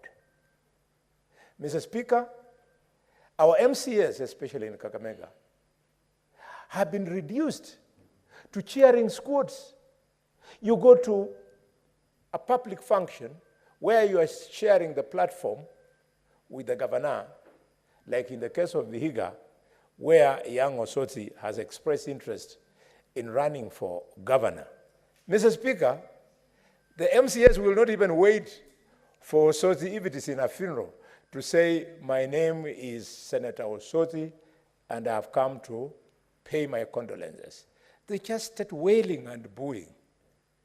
And because, like in Kakamega, some of the MCAs who are really vulnerable to this kind of are our nominated ones. So you see that they are actually hysterical. So I got one, if I mention her name, I'll be put to task, and ask her, why are you doing this? And she told me, my brother, things are so difficult that I was given 3,000 shillings.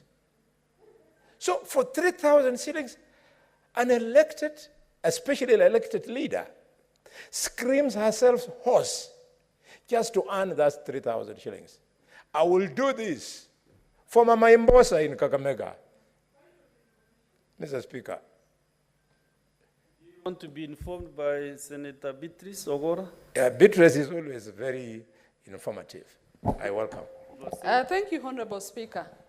I just needed to inform the majority whip and my senior that the state of the elected is more worse in the counties because, Honorable Speaker, the elected MCAs have a duty to deliver to their wards, to their voters. So they are literally lining up in the offices of the executive, lining up and following up the CECs and actually begging. So if the nominated senators are blowing vuvuzela, the elected leaders are worse off. That is just the information that I was giving you. And just to build up onto what you are saying, the majority whip. I thank you for that information. I thought it was happening only in Vihiga and Kakamega. Now there you go. It is happening in Homa Bay. Mr. Speaker, I'm congratulating you and vowing on this floor for the sake of the devolution family and as a champion of devolution that I am doing this so as to help Mama Imbosa, nominated MCA. When she told me it was 3,000, I felt so sorry. I knew they are truly suffering. I'm doing this for my cousin, MCA elected, Cyrus Moyeya. I feel so sorry when I see him. I'm doing this for Agedis Liai, my MCA in Idaho Central, Mr. Speaker. The guy is a huge guy who weighs around 150, 200 kilos, Mr. Speaker. Sorry, Senator Boni Karwale, must you describe or mention their names in this floor? Mr. Speaker, unless... And also describe their physical appearance. Mr. Speaker, I'm guided. No, you should not go Mr. Speaker, I am guided, but this is so serious because they are doing this at the expense of oversight, to the extent that today as I speak, there is no single contractor on site anywhere in the expansive Kakamega County, all the way from Matungu to Likuyani, a distance of over 200 kilometers. There is no contractor on site. Mr. Speaker, I'm doing it for the sake of my contractor from Mumias, who last week got a stroke because of pending bills. If only we had a strong county assembly, the pending bills would be being interrogated in the county assemblies. They would not be waiting to come to pick and pack here in the Senate. Let's take this law very seriously so that governors can stop being little kings. Some have started even moving to want to become kingpins. Mr. Speaker, I congratulate you, and I just wanted to inform you that I have an idea why the voice of Senator Mofire has changed. Mr. Speaker, it is deeper, it is louder, it is authoritative. I didn't know that these things can happen by rapping on or osmosis. Where is Mofire? He has left.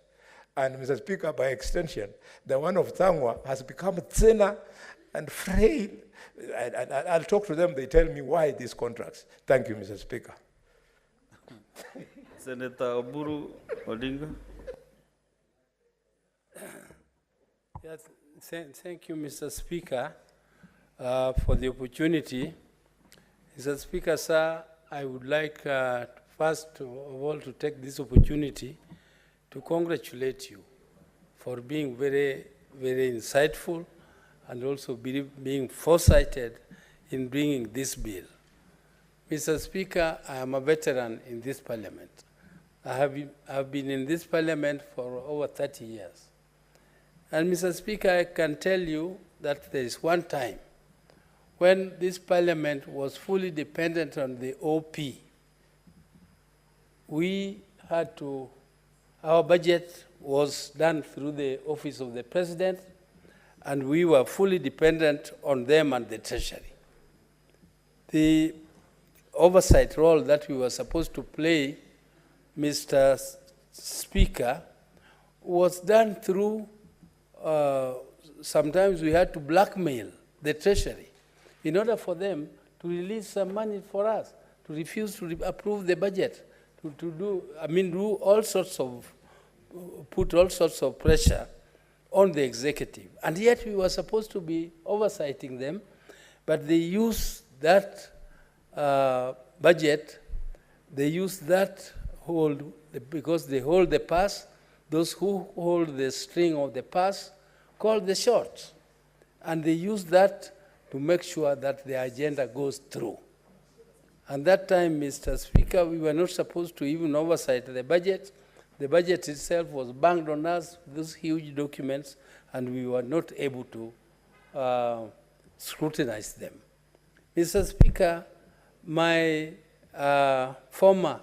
one of my former members of parliament, Honorable Oluwaringo, who is now late and is still lying in state, did a great job for this country.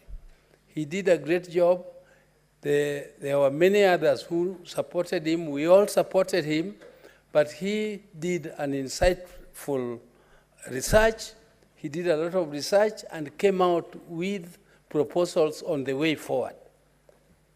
But that time, Mr. Speaker, I can tell you there was a lot of resistance from the executive. It took a long time of struggle. It was not for one person. It was the whole parliament. We were fighting to get our space. We were fighting to get our space. Finally, Mr. Speaker, we managed to get a budget committee, which was hived off from my committee, which I was chairing. That time I was the chair of Finance Committee. Mr. Speaker, when it was hived off, we had a budget committee. We were able now to scrutinize the budget before it is brought and banked. We were using colonial laws, which only allowed us to deduct 20 shillings, which was £1. That is the only thing you could deduct from the budget as Parliament. So Parliament was actually held at ransom, though we were called oversight, in quotes, Mr. Speaker. Mr. Speaker, you are giving the counties something for which they have not struggled as long as Parliament did to get the Parliamentary Service Commission, the Budget Committee, to be able to scrutinize the budget. Mr. Speaker, this bill which you have brought is going to enable the National Assembly members to have some little bit of autonomy.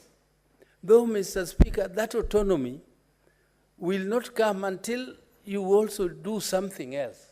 We also do something else. Maybe somebody else should take up this matter. I don't think I have that energy now to take up the matter, but I'm advising maybe Honorable Sosi, take up this matter. The Salary Review Commission is actually making it very difficult for county assembly members to oversight the executive. Because if you look at the pay slip of the county assembly members, it is peanuts. And yet they are oversighting somebody who is getting over 1 million shillings in a month. And for them, they are getting something less than, far less than 100,000 shillings, Mr. Speaker. And if they take the deductions, I looked at the pay slip of one of the members from Nakuru. He came and tabled it before our committee of devolution. Mr. Speaker, I said this is one way of disabling members to do the oversight. Mr. Speaker, you cannot do oversight when you are actually suffering pecuniary embarrassment. The amount of money you are getting is peanuts. And we must find a way of dealing with this issue of remunerating the county assembly members properly. But this will not be part of this bill. This bill, Mr. Speaker, I support what Honorable Halwale has suggested, that we carry out an amendment not to make a monster out of the clerk. Mr. Speaker, if you give one individual to be the one controlling, and you remove it from the county executive, you will remove it from the county treasury, and then you create another monster in the assembly. It will not do good to the county assembly members whom we are targeting to empower so that they can properly oversight the executive. So, Mr. Speaker, sir, I hope you are going to consider that proposal by Honorable Alwale. And I just stood up, Mr. Speaker, to support what you are doing, and it is a great job. It is following some history, and I hope that this is one of the cornerstones of our role of strengthening devolution, and we are going to do more. I saw a committee of this House negotiating in a joint with the National Assembly on the funds. Mr. Speaker, that kind of negotiation which is going on is portraying that this assembly, this Senate, is actually very serious on strengthening devolution, because we cannot oversight the county executives if they don't get proper allocation of money. We must first make sure that money goes there, and then we follow it to see that it is properly implemented in the service of our people. So, Mr. Speaker, thank you for the opportunity, and I fully support this bill with the amendments. Thank you, Mr. Speaker. Thank you. Next is Senator Dulo Fatuma. Thank you, Mr. Speaker. Mr. Speaker, let me join my colleagues in congratulating you for having come up with this legislation. It's long overdue, and I hope it's going to cure the challenges that we have in our counties. Mr. Speaker, I like the proposals that you have made in this particular legislation, and more specifically on the way that the board should be constituted and again also as far as the clerk being the administrator of the fund. But in that particular one, I'll have to give a rider to proposal made by Senator Khalwale, in that we normally see that there is a lot of a fight between the clerk and the members, and also the speaker, as far as budget utilization is concerned. And if those powers are going, Mr. Speaker, to be given to the clerk, then members of assembly are going to be irrelevant. And your proposal is to empower the members of county assembly. And I believe the proposal made by Senator Khalwale is valid. Wherever there is administrator or utilization or removal of the budget for any purpose, Mr. Speaker, I will propose in consultation with the board. That is the only way the clerk should be able to use the money. And in that way, the clerk will be accountable to the assembly, Mr. Speaker. Because in practice, the clerk is the employee of the assembly. And the speaker the same way. By looking at the salary given to the speaker and the salary given to the clerk, Mr. Speaker, is nothing comparable to salary given to the county assembly members.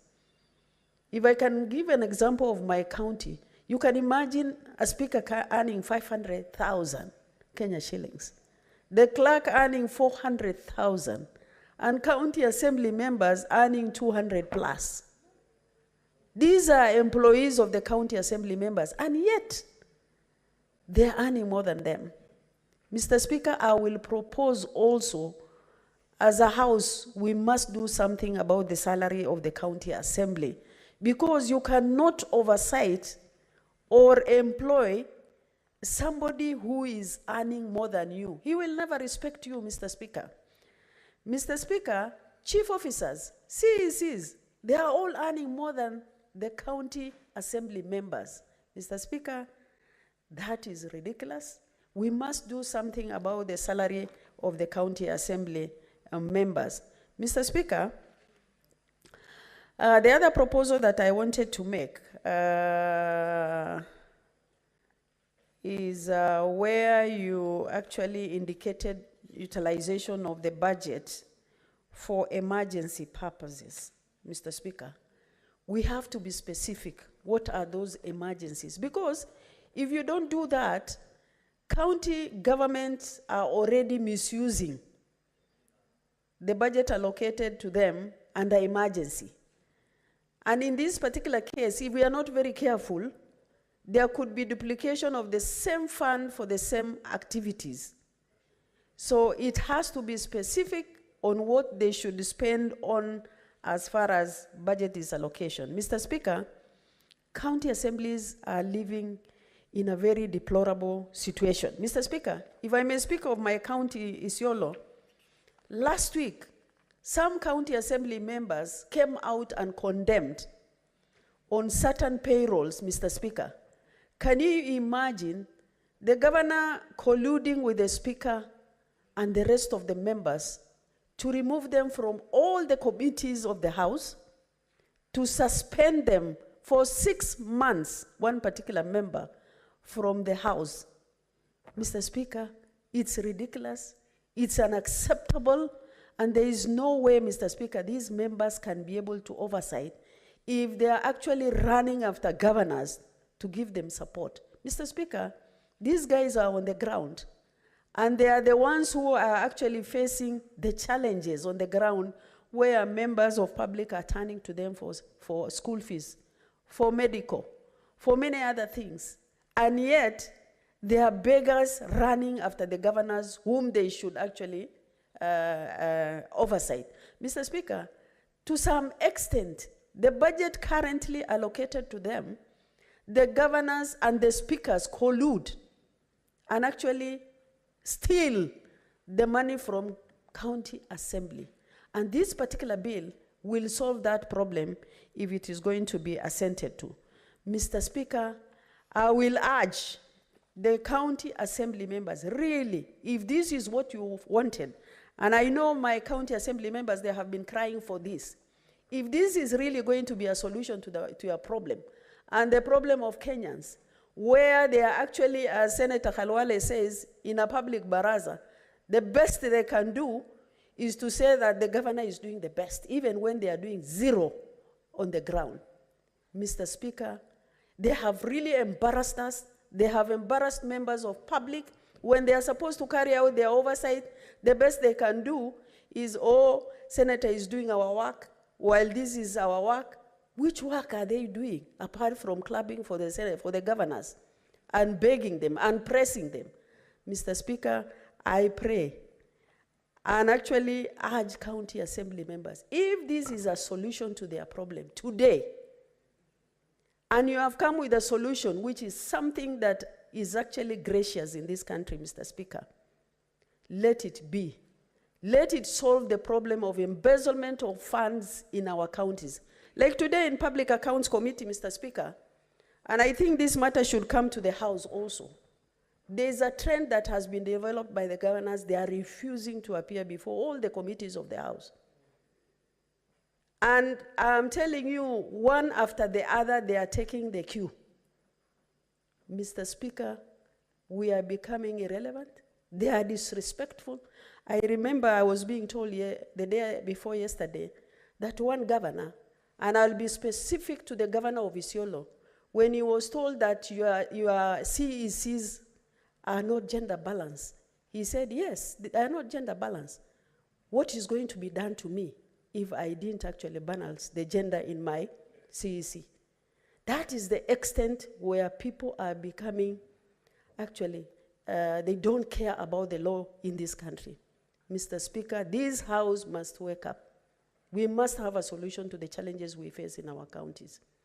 They are actually disregarding the laws provided in this country. And I think the law is there actually to regulate.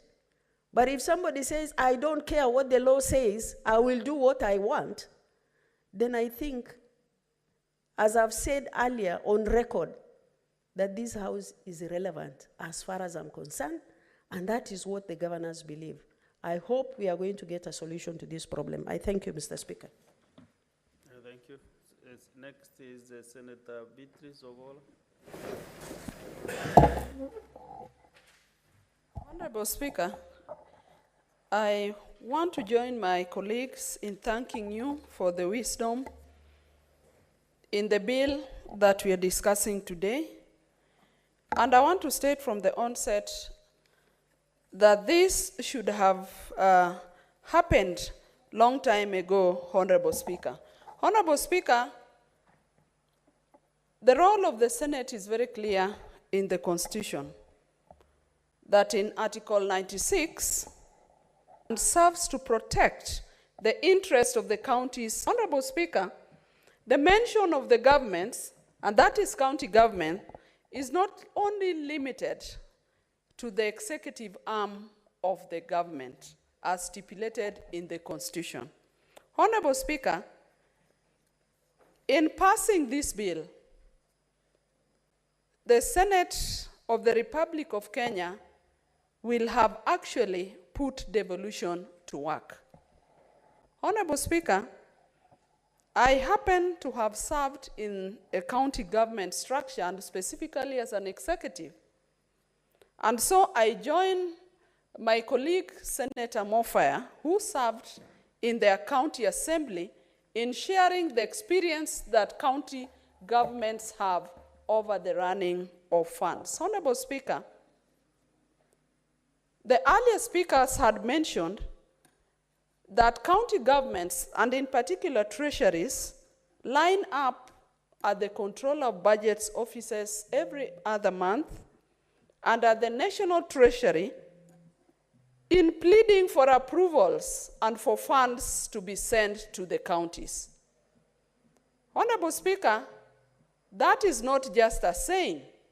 I was a CEC in the county government of Homa Bay, and every month, the county treasury would camp at the National Treasury. It defeated the purpose for which devolution was voted for by Kenyans. And Honorable Speaker, Even the devolving of the Office of the Controller of Budget to the counties did not make it better. Because from the experience and observation that I had, Honorable Speaker, it looked like the devolved Controller of Budget at the county just joined the executive and worked hand in hand with the executive as if they were one and the same thing. So, Honorable Speaker, we have all along, as the devolution family, sympathized with the county assemblies over this republic, that each month when the county treasury had received funds, then now it was the time of the Speaker, of the Clerk of the County Assembly, and the Budget Share Committee to now line up at the county treasuries. Because it is only the county executive, the county treasury, led by the CC of Finance, that now had the key to unlock when the county assemblies were going to get their monies. And it is on this strength, Honorable Speaker, that I want to support this bill, and that the counties, in getting the county assemblies to have their funds, Honorable Speaker, we will only be strengthening the separation of powers. That the county assemblies oversight the executive, the county assembly does a representation role of their wards, and the county assemblies also do legislation. But, Honorable Speaker, how then can they accomplish these constitutional functions if they are not having their monies and are not in control of their monies, Honorable Speaker? Honorable Speaker, even at the budget time in the counties, the county assemblies are on the receiving end. They have to negotiate with the executive on how much they can be given. They have to negotiate with the executive, and it is as if the county assemblies only accept what they are given by the executive. And so, Honorable Speaker, I support this amendment. I want to agree with the majority whip that let us not go with the clerk as an administrator, that let us place this funding to be run by the board as constituted in the county assembly. But I want to add a voice to this, that the clerk then should be given a functional role, precisely which can be an accounting officer of this fund, rather than have him as an administrator, Honorable Speaker. In getting the clerk to be an accounting officer, we will be giving a function to the office, and of course overseen by the board of the county assembly. So the board will have a macro role in the running of the funds, but functionally the clerk will be an accounting officer that is answerable to the board of the county assembly, Honorable Speaker. And so, Honorable Speaker, this accounting officer can then go ahead to perform all the functions that you've laid down, that includes even ensuring that the fund is not overdrawn. Honorable Speaker, earlier here there was a discussion of the controller of budget.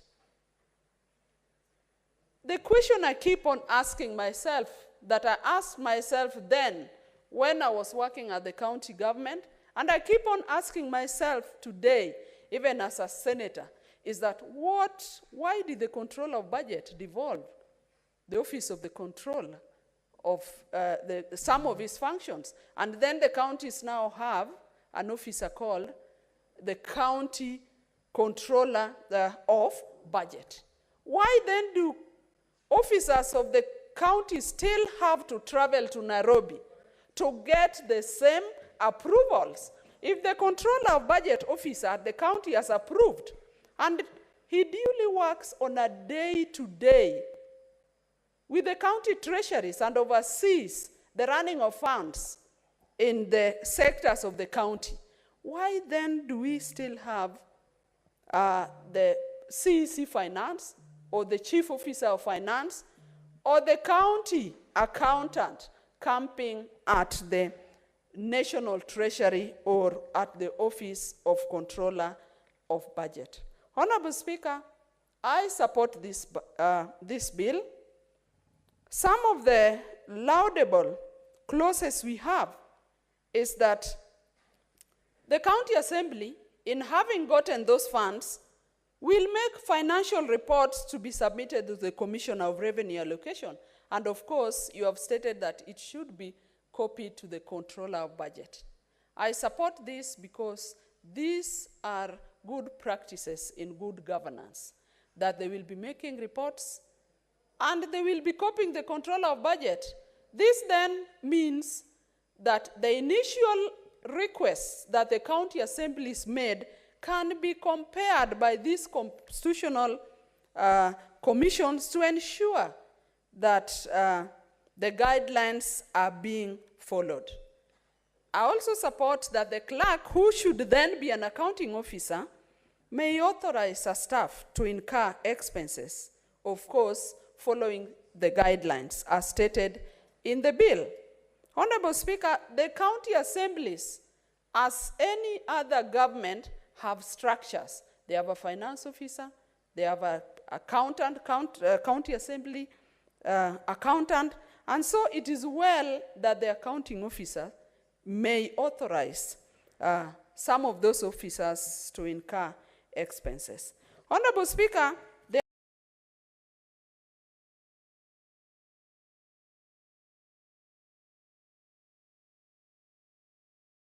other aspect that I support get their funds later by the 15th day from the commencement of the month. You have rightfully put that the county treasury shall in the same way also disburse the funds to the county assembly fund. Honorable Speaker, if this is adhered to, the county assemblies will run with efficiency and they will be more effective. Because often, more times, Honorable Speaker, the activities are disrupted because of lack of funds. If they will be running their funds, they will be having their work plan, they will be planning for their funds, and they will be having their activities that are done at the right time. Honorable Speaker, the county assemblies a number of times are not able to perform their duties, including public participation, which is also spelled out in the Constitution, which they must do, sometimes of certain county bills that is before them, a number of times even on the budgeting processes, a number of times even the policies that are presented by the county executives. I remember, Honorable Speaker, when I was a CEC of energy then, and I had a policy on renewable energy that took a long time, even when the county executive had approved it. And basically because the county assembly had no funds to run their public participation. Honorable Speaker, it meant that my committee then looked up to me as the CEC to fund their public participation. And Honorable Speaker, those are the kind of issues this bill is trying to address, that the committees of the assembly would be autonomous, the committees of the assembly would be independent, and it is until then, Honorable Speaker, that the work of the county assemblies will be beneficial to our people. I also realize, Honorable Speaker, that the Controller of Budget, it spills out in the bill that the Controller of Budget will have access to the bank accounts of the county assembly if their funding is independently set aside. And this will not be limited to the county assembly only, but to the county executive and any other county entity that will be running any funds. Honorable Speaker, I support this because this is only helping to ensure that there will be efficiency at the county assemblies. Honorable Speaker, the main thing that we need to ensure by ensuring that the county assemblies have their money is autonomy and independence, Honorable Speaker. I wonder if today, if our funding, even in Parliament, would be controlled from elsewhere, would we be able to run our calendars? Would we be able to accomplish what we are doing as Parliament that the people expect us to represent them? This is the kind of mess and the kind of limits that the county assemblies have had. By passing this bill, Honorable Speaker, the Senate will have entrenched devolution. The county assemblies will stand out. I probably think, Honorable Speaker, that the lack of this bill has necessitated the county assemblies to behave and to operate as if they are an appendage of the county executive. Because how else would they operate, Honorable Speaker? My colleagues have stated and used, even under desirable terms, Honorable Speaker, some of them very moralizing to entities like county assemblies, when we see as Parliament that county assemblies now are reduced to beggars, that they have to beg from somebody. Honorable Speaker, if you have to beg to somebody, they give you the terms.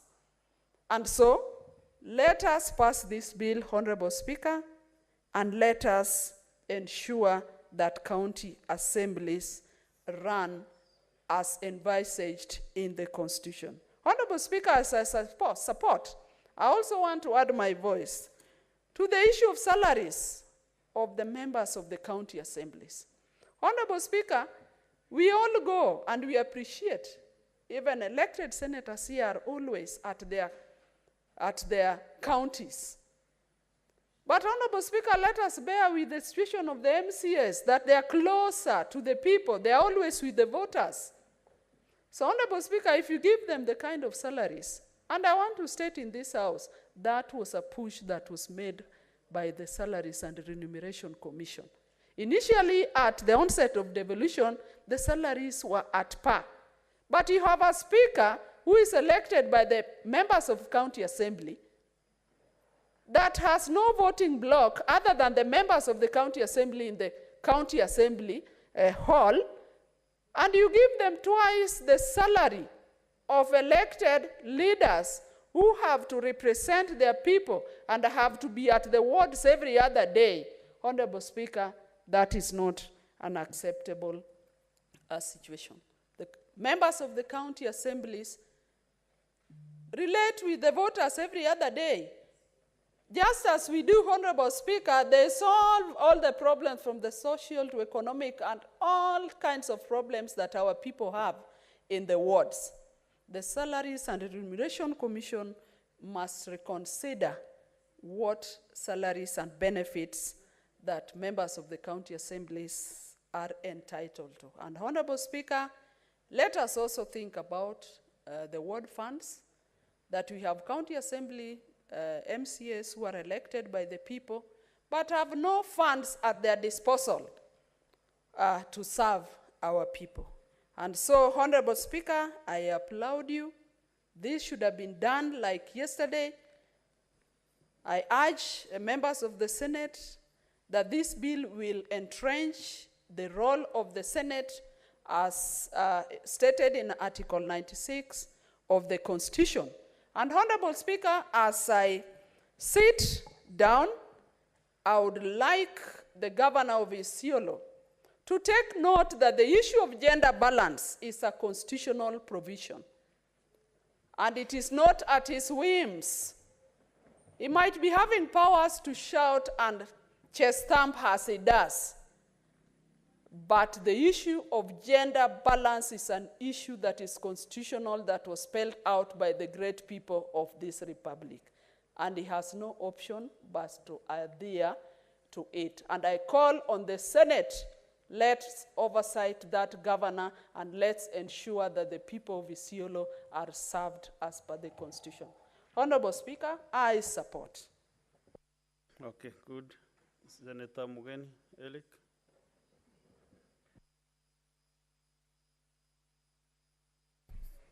Yes, thank you, Mr. Speaker, for giving me an opportunity to also make my voice heard on this bill that proposes to make county assemblies independent. Mr. Speaker, I want to begin by thanking you as the author of this bill, and the people of Meru should know that your bill will contribute a great deal to stopping the fights that we have seen from the county of Meru between the governor and honorable MCS. Because, Mr. Speaker, I have no doubt that once this bill is enacted, and I don't think there is any senator who will be in opposition, we shall have peace in the county of Meru. Mr. Speaker, at times, MCS don't like to be beggars. And that's what brings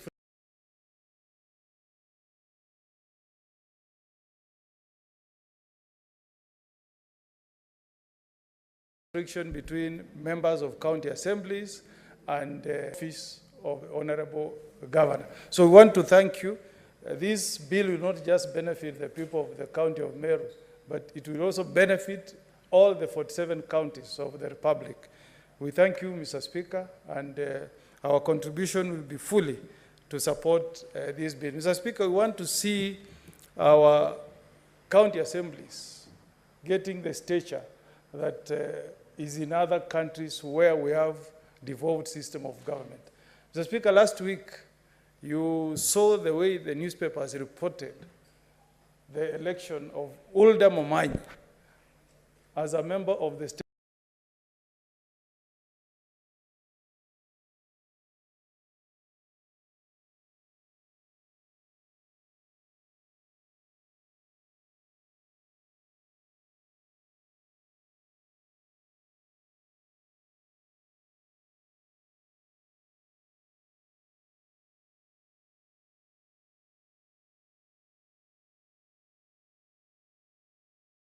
Parliament of Minnesota. It made news here of Minnesota. I hope, Mr. Speaker, that our government, this broad-based government, Mr. Speaker, will now build for us Suneka Airport. If not, Mr. Suneka Airport.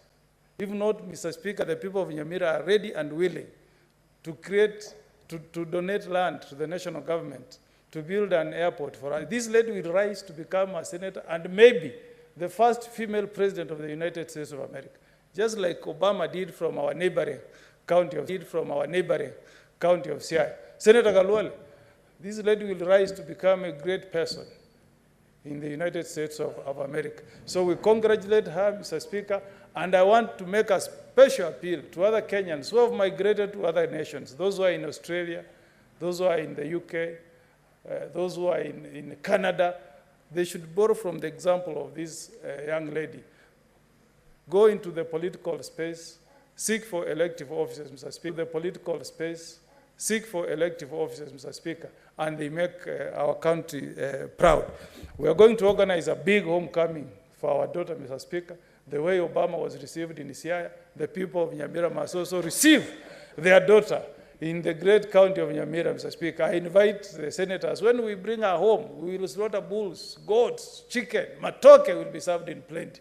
And before that happens, Mr. Speaker, we shall send a delegation to Minnesota to go and congratulate our daughter who has done us proud. I hope next time we'll be celebrating a daughter from our neighboring county of Kericho or the great county of Kakamega, Mr. Speaker. That's how we want it to be. We want Kenyans out there to shine. So this bill, Mr. Speaker, is something that is dear to many of us.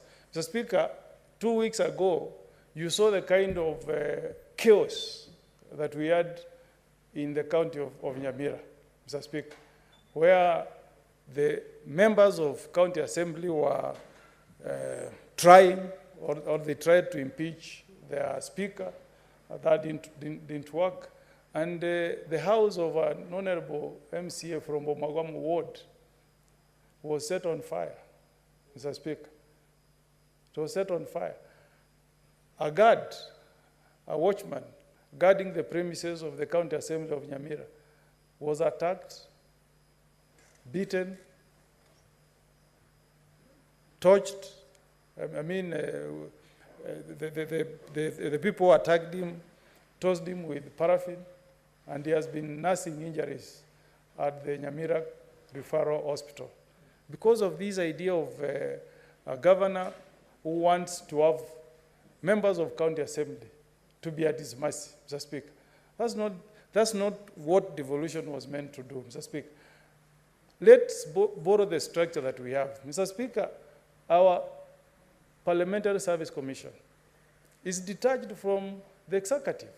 We don't go begging from the executive, Mr. Speaker. We appropriate our money, Mr. Speaker, and we run our affairs. You can imagine, Mr. Speaker, a situation where anytime members of county assembly want to make a payment, they have to go and beg at the county treasury, Mr. Speaker.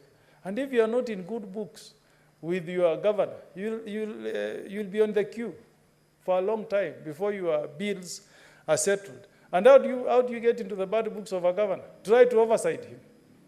Try to put him on toes, Mr. Speaker. And if you get others who will tell you that their human air can never be shaken, I don't know how to put in quotes, if you permit me, Speaker. I don't know how to translate. My governor says, tu kitarikonyagera. Tu kitarikonyagera. Like nothing can make his hair, human hair, to shake. He tells MCAs when they are asking, why is there no medicine in hospital? He tells them, tu kitarikonyagera. Meaning my human hair cannot be shaken because people have lacked drugs in hospitals.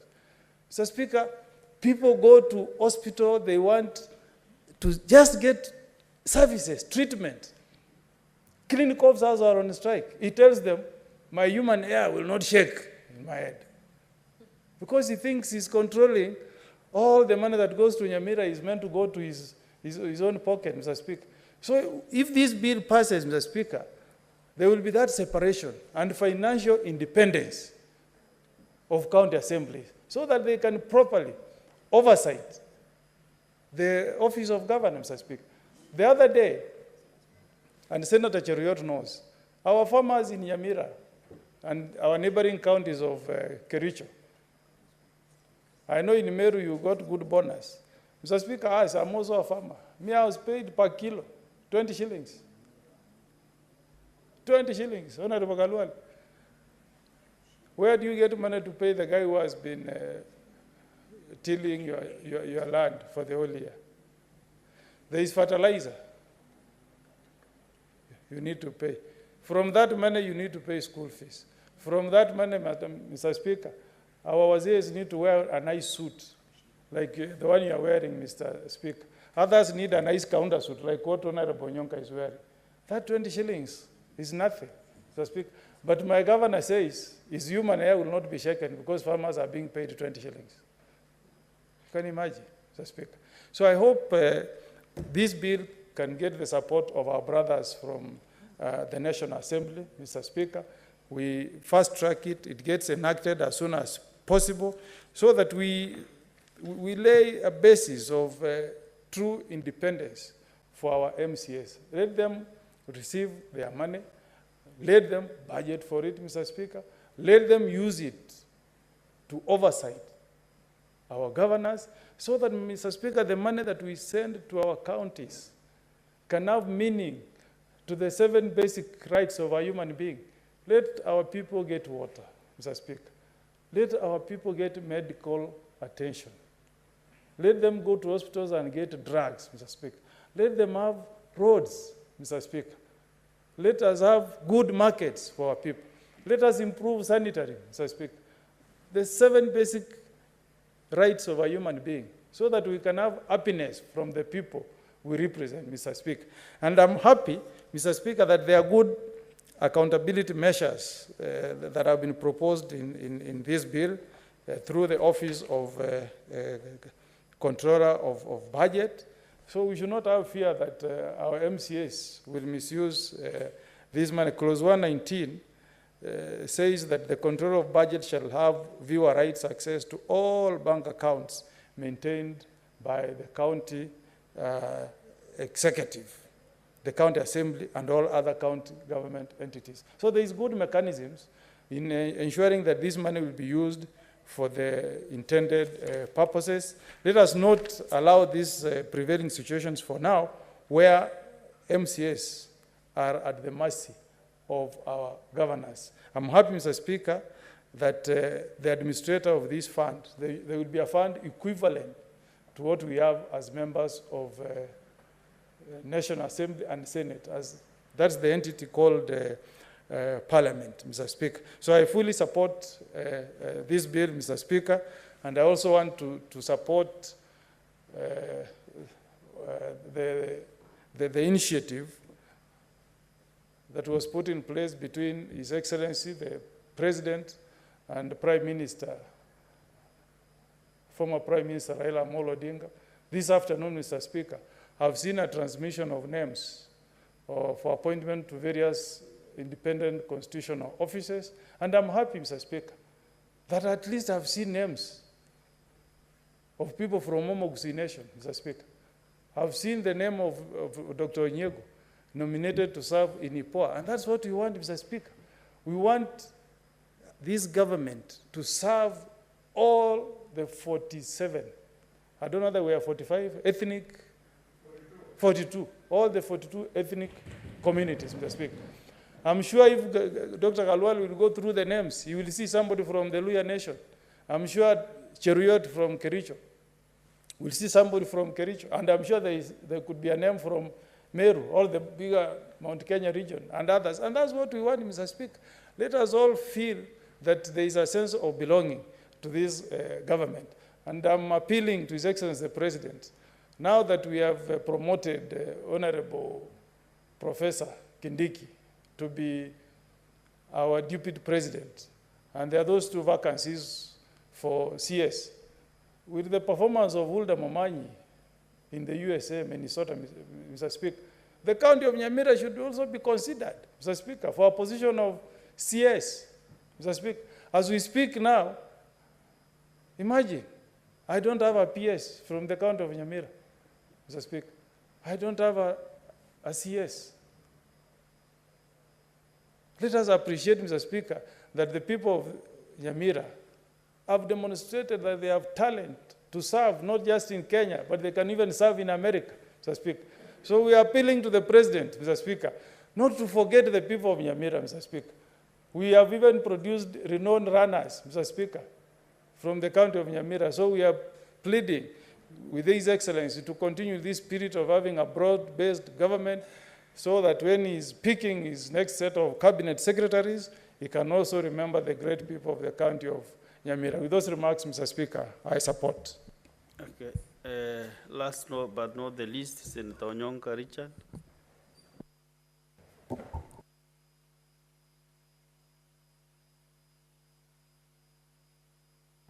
Mr. Speaker, I want to say thank you very much for giving me this opportunity to also say a few things about this bill. Mr. Speaker, I am actually extremely excited with the Senate as a House, because we are now becoming proactive. Many of us have been raising the issues and discussing why the county governments and indeed the county assemblies look like they are all operating in a dysfunctional manner that is deliberately skewed to make sure that members of the county assembly do not get a working environment that is comfortable for them, that is going to be responsive to the needs of the public, whereby even sometimes their salaries are actually delayed, Mr. Speaker, and not because the money has not been released by the exchequer, no. It is because you find that the governor, once the members of the county assembly are beginning to plod and investigate some of the things which many of our governors are doing pertaining to financial mismanagement or management, Mr. Speaker, the scenario you have is that the governors sometimes have ended up being punitive, where they actually sometimes don't release the salaries of many of these members of the county assembly, where they have even sometimes delayed the release of funds which the government has issued for these members of the county assembly to even buy cars and even get mortgages for themselves. So this bill is good. It is going to cure one of the issues that we've been struggling with as a House. And I'm very proud of you, Mr. Speaker, just like my colleagues have said, that it's a bill which is thought out. The only aspect that I saw is when Honorable Sosi raised the same issue that I was going to raise, and that is that we do not necessarily need the controller budget to give the permission for the money to be transferred into the new account that is going to be set up within the county. Somebody to leave Kisii to help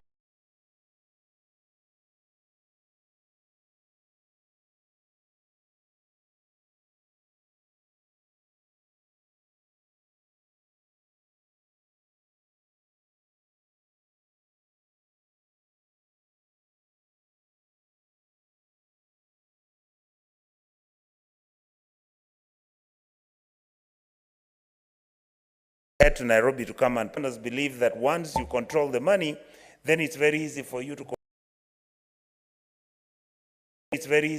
control the members of the county assembly so that they can actually deliberately start playing the games which they play right now, where you find there's no oversight. The governor walks around with members of the county assembly singing and saying how he's doing a wonderful job, and yet you find there are no medicines, there is no running water, the roads which are being done are done poorly. And Mr. Speaker, it's another matter that I want us to discuss at the soonest time possible, is that some of our governors, like in my governor, Mr. Speaker, has brought in Chinese people who are cutting trees the whole of Kisii County. The assembly has not sat to decide whether they would have authorized such an activity to take place. As we speak, the Department of Environment has not told us what their forest cover is. And Mr. Speaker, you remember the president pronounced himself. He said we are no longer exporters of raw materials. Mr. Speaker, the Chinese have come.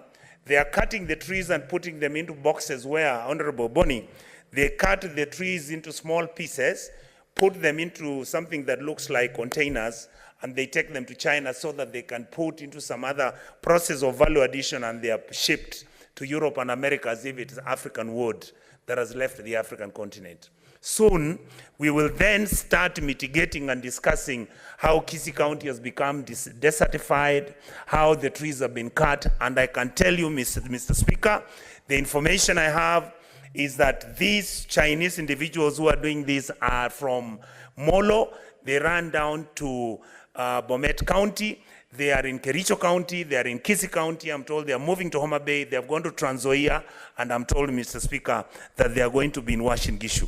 You can imagine what such thing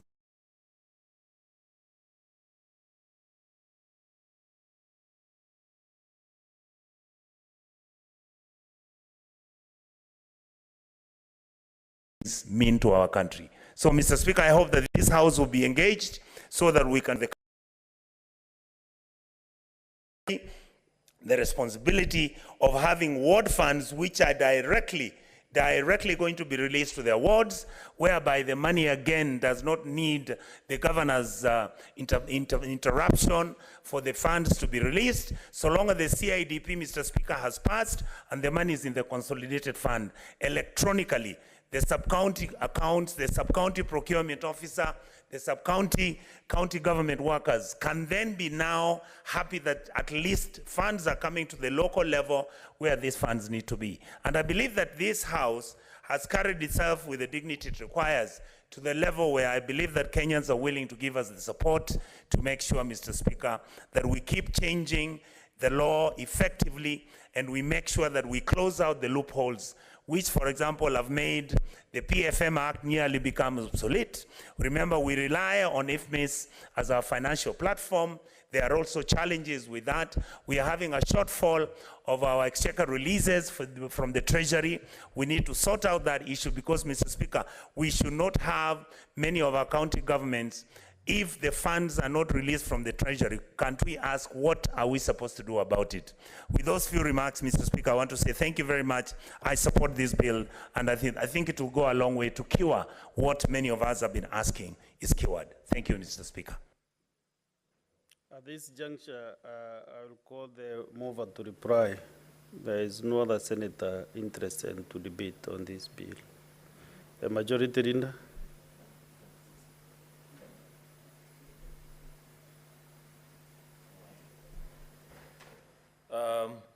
Mr. Speaker, sir, and jointly the sponsor actually of this very important bill, I want to celebrate your work. I did this only because I felt the need to actually assist you, having done the heavier task of coming together with the bill, of just doing the initial moving of the House to debate. And the record 28 senators have spoken. Majority leader, you did not do anything wrong. I know you are also very passionate. Yeah. You are passionate on this bill.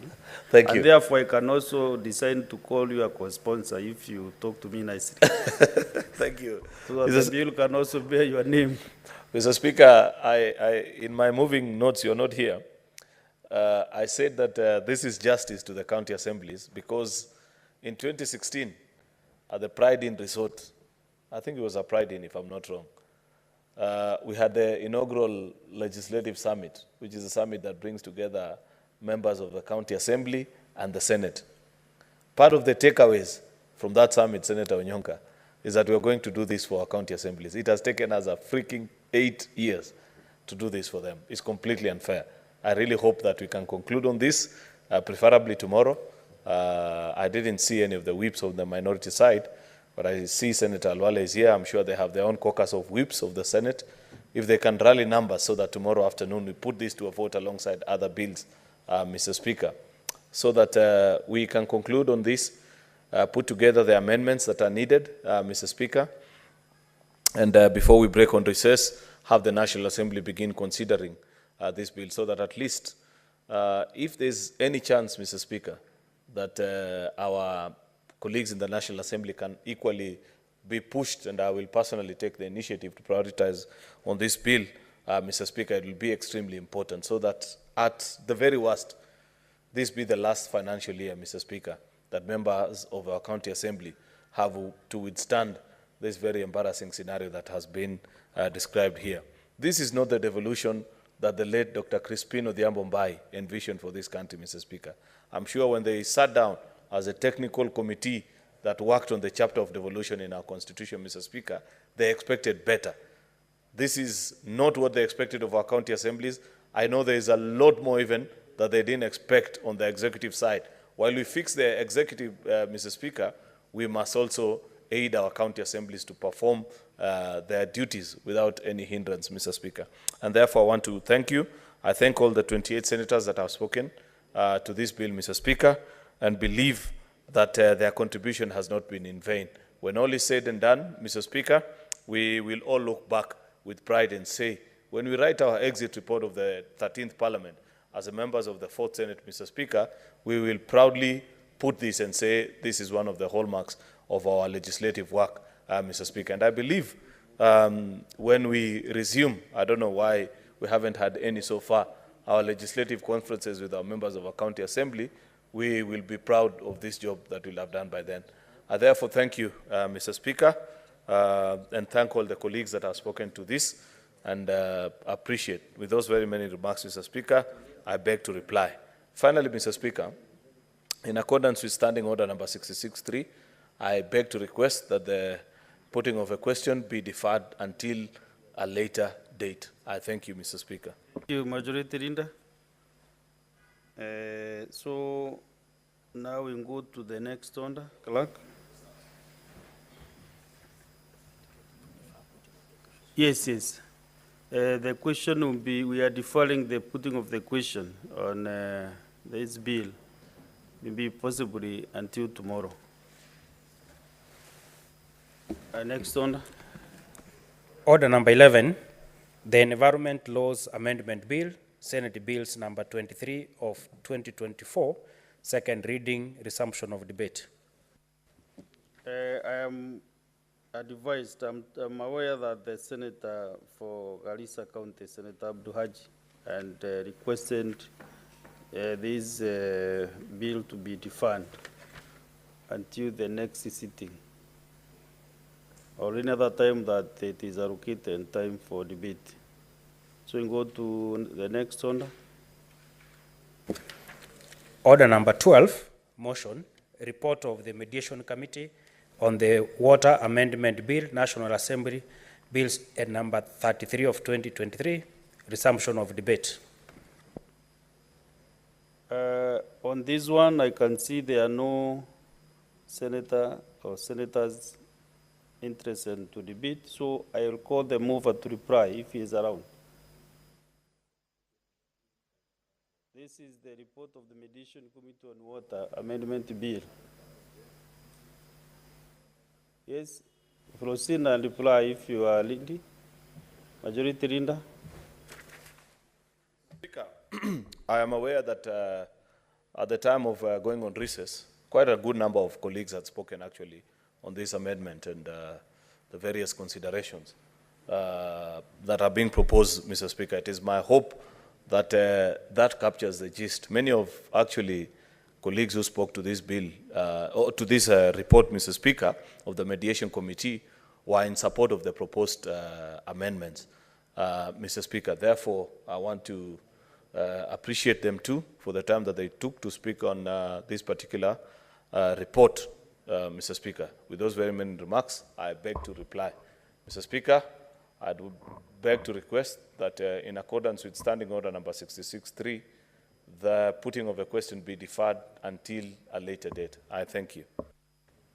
Yes, the putting of the question has been deferred until the next sitting, possibly. So we go to the next order. Clerk. Order number 13, motion, report of the Select Committee on County Public Investments and Special Funds on its consideration of the audit reports of the water service providers for the year ended 30th June 2019, 30th June 2020, and 30th June 2021, resumption of debate. Also, this, on this motion, there is no senator or senators willing to debate, so I request Senator, the Chairperson Committee on County Public Investments and Special Funds to reply. So you will reply during the next available time.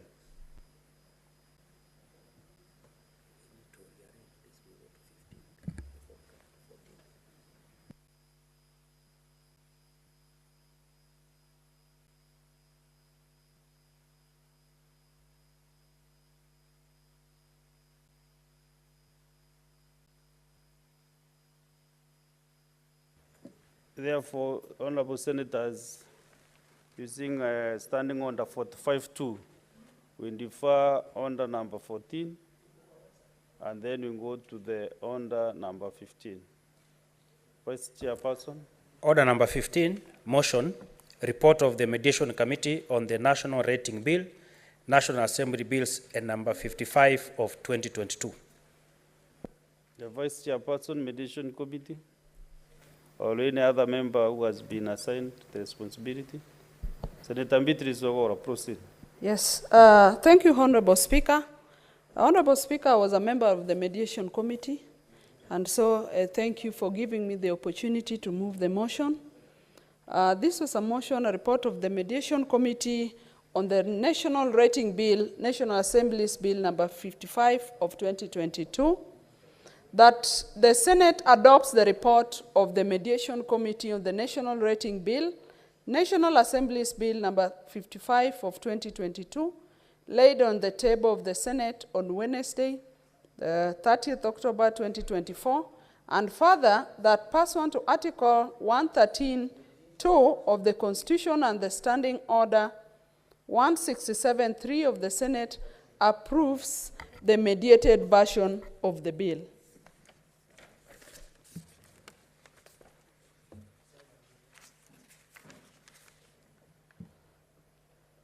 can say something on the bill because you are a member. Of course, you know the content of the bill. Yeah, Honorable Speaker. The Mediation Committee, as I said in my opening remarks, Honorable Speaker, the report contains the Mediation Committee on the National Rating Bill. Honorable Speaker, the committee held 4 meetings to consider the clauses of the bill that were under mediation. And Honorable Speaker, we arrived at a mediated version of the bill.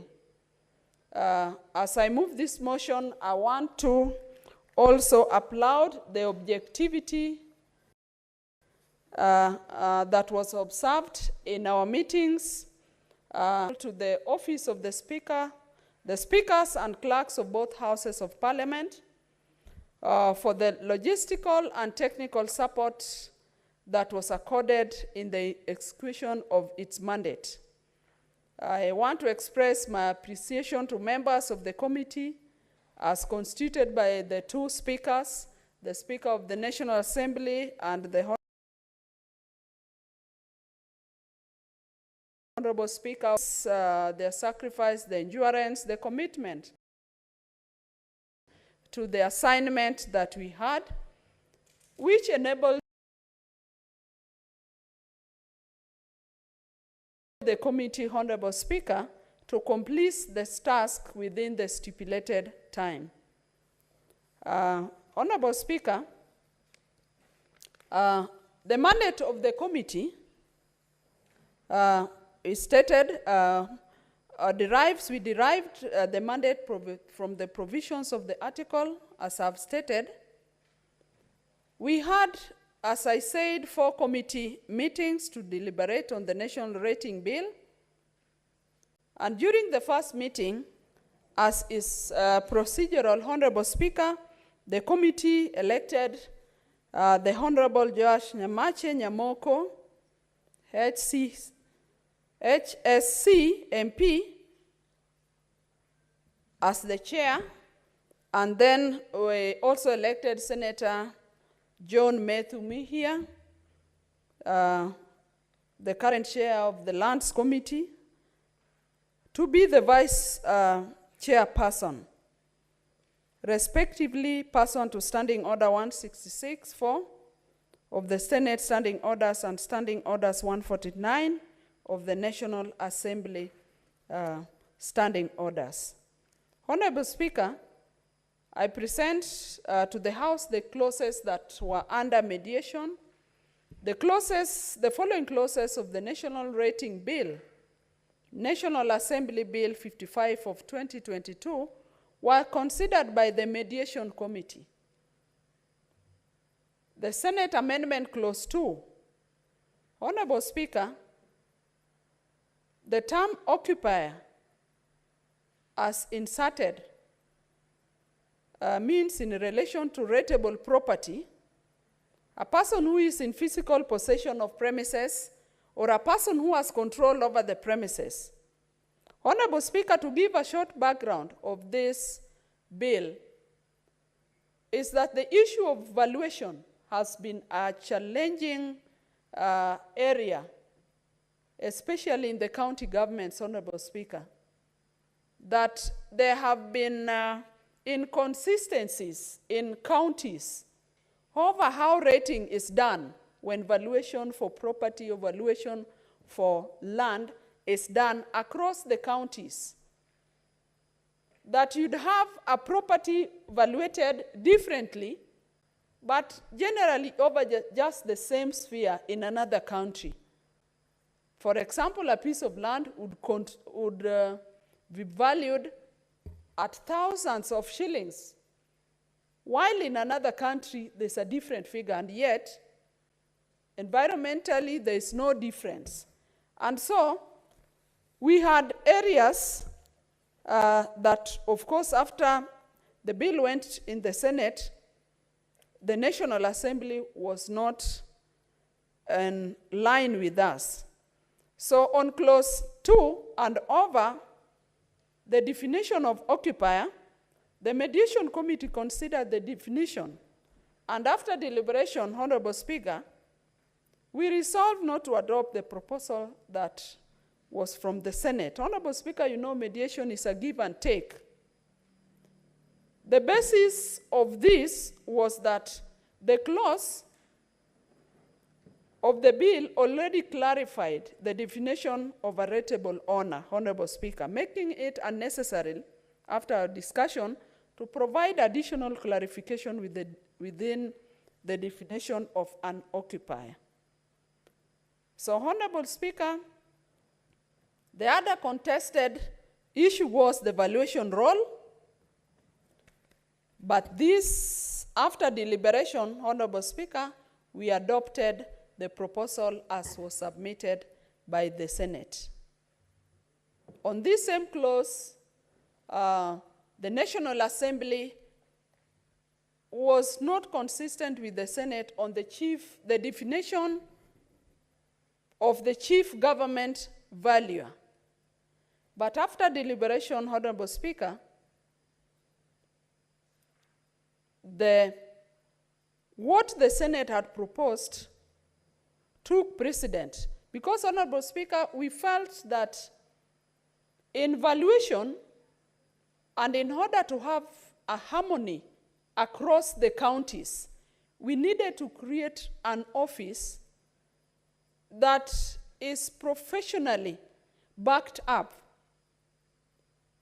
to ensure that all the valuation activities of the counties are harmonized across the country.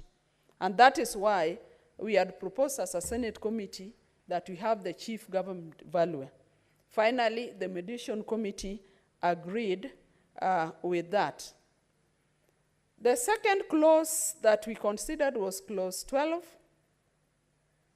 The Mediation Committee deliberated and resolved to adopt the proposal as submitted by the Senate by inserting the words, the Council of Governors, immediately after the words, National Land Commission. Honorable Speaker, the Senate Committee, following up on the constitutional spirit of consultation, felt that we had to insert the Council of County Governors to be consulted across all the clauses. So we have in subclause 4, in consultation with the Council of County Governors, immediately after the words, the Cabinet Secretary. So the Cabinet Secretary, in the spirit, as I've said, of consultation,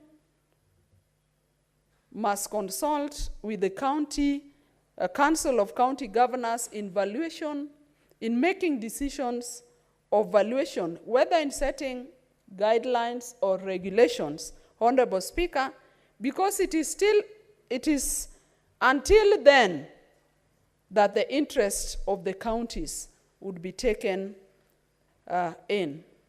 Mediation Committee deliberated and resolved to adopt the proposal as submitted from the Senate with the following modifications. That is just to repeat, inserting the words, the Council of Governors. Honorable Speaker, I then go to clause 20. It's still following the spirit of consultation that I have referred to earlier. So the Mediation Committee deliberated and resolved to adopt that proposal as submitted from the Senate with the following modification. Honorable Speaker, earlier, members of the National Assembly were hesitant for us to have the Council of Governors consulted at all levels. They felt, Honorable Speaker, that the Cabinet Secretary would just make decisions on their own.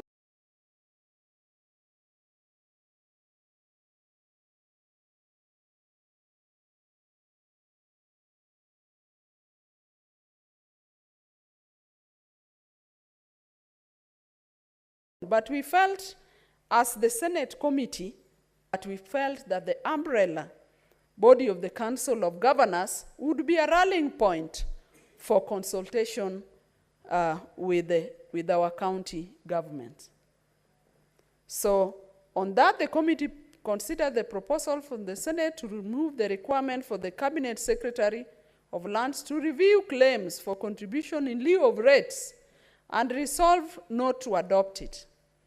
However, the committee recommended and resolved on an amendment to the existing subclause to clarify the role of the Cabinet Secretary, Ministry of Lands, as follows. Honorable Speaker, on subclause 6, that there was reference that after valuation would have been done by county governments, there was a supposed reference that then the county governments, having finished their valuation, would submit these reports to the Cabinet Secretary, Ministry of Lands, who would then further review before submission. Honorable Speaker, we felt that that review would imply that the Cabinet Secretary was going to be given powers to even alter some of those rates. So after mediation, we agreed that the role of the Cabinet Secretary only after the counties had done their ratings, the only role of the Cabinet Secretary was not to review before submission, but basically to transmit that to Treasury for payment. Honorable Speaker, there is then the clause 50-30 of the mediation bill. The committee deliberated and resolved to adopt the proposal from the Senate as proposed with a modification to delete subclause 3 of clause 30 and insert the subclause 3 as subclause under the proposed new clause 30A as followed. Honorable Speaker, there is clause 32 of the bill. We agreed that we would be deleting the word tabling, appearing immediately after the words County Assembly for, and inserting, therefore, the word approval. So the main role of the County Assembly would be, is not only limited to tabling, but also to approve it. Honorable Speaker, in subclause 6, we inserted the word for consideration appearing immediately after the word tabling. And to mean that the County Assembly, once the rating has been done, of course, by the County Executive, the County Assembly, and it is tabled for approval in the County Assembly, it is clear the County Assembly shall within 60 days of submission under subsection 6 and by a resolution approve or reject the draft revolution roll or draft supplementary valuation roll. And where the County Assembly, Honorable Speaker, fails to make a resolution within the period, the draft valuation roll of draft supplementary valuation shall be have been deemed to have been approved, Honorable Speaker. The committee saw, in conclusion, in that clause, and deliberated, and we resolved to adopt the proposal as submitted from the Senate. Honorable Speaker, we have clause 34. It still refers to words of county government. The committee deliberated and resolved not adopt the proposal from the Senate in its current form. However, the committee resolved to redraft the subclause 6 of the bill to introduce a new provisions that establishes procedures for handling objections after the valuer has received them. Honorable Speaker, this clause gives the comfort where a valuation would be, an objection would be raised on evaluation. Honorable Speaker, the valuers having done their work, we might have a situation where there's an objection. So we needed to get a way in which this would be treated. So a valuer who receives an objection under that subsection 5 shall review the objection and submit a response to the county executive committee member within 60 days. It then spells out that the county executive committee member shall, upon the receipt of that response of the valuer, constitute a county valuation board and submit a response to objection to the county valuation board for determination. Honorable Speaker, we agreed that we would not have a standing committee that would be drawing probably benefits, but we agreed that the county executive committee member would create an ad hoc county valuation board when a need arises and a time frame is given upon which that can be reported back to the county executive committee member. This board, referred to as a county valuation board, is established under section 6A, and it shall hear and determine the objections, communicate the decision of the board in writing to the objector and the rateable owner and the county executive committee member and the valuer. There is a provision, Honorable Speaker, that where a person is not then satisfied, then this, Honorable Speaker, under subsection 6C, subsection B, an appeal may then be made before the tribunal as established in that bill. Honorable Speaker, there is Senate Amendments Clause 56. The committee deliberated and resolved to adopt the proposal from the Senate with the following modifications. That subclause 1, by deleting the word may appearing immediately after the words, the Cabinet Secretary shall, in consultation with the Council of Governors. Honorable Speaker, the National Assembly, as I had said earlier, was uncomfortable with the Senate introduction of the consultative spirit with the Cabinet Secretary. But after long deliberations, we agreed as a mediation committee that we would have consultation with the Council of Governors done by the Cabinet Secretary in all areas where the Cabinet Secretary has functions attributed as in the bill. So, Honorable Speaker, the committee deliberated and resolved to adopt the proposal from the Senate as proposed with the following mediation, the following modification. That follows again in subclause 2, and it only emphasizes that spirit of consultation that we have referred to. Honorable Speaker, I bring you to clause 24A, where there's reference of the chief government valuer. The committee deliberated and resolved to adopt the proposal from the Senate as proposed within the following modification.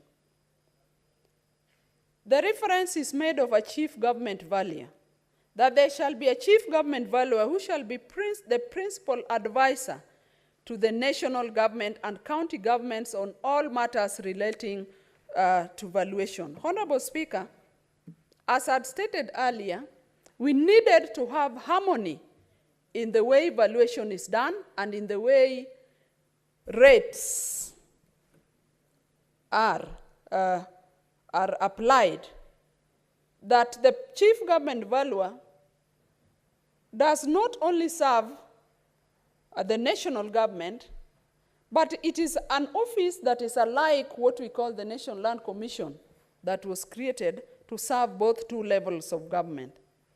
This chief government valuer, Honorable Speaker, we go ahead, that will be appointed by the Public Service Commission through a competitive recruitment process. And we go ahead to actually indicate the qualifications of that chief government valuer. Some of the qualifications, Honorable Speaker, are not only limited to academic qualifications. Of course, the chief government valuer must be a citizen of Kenya, must have a minimum of bachelor's degree from a university recognized in Kenya, either in land economics, real estate, or any other related field. Honorable Speaker, we agreed as a mediation that this is a very high and apex in this profession of valuation.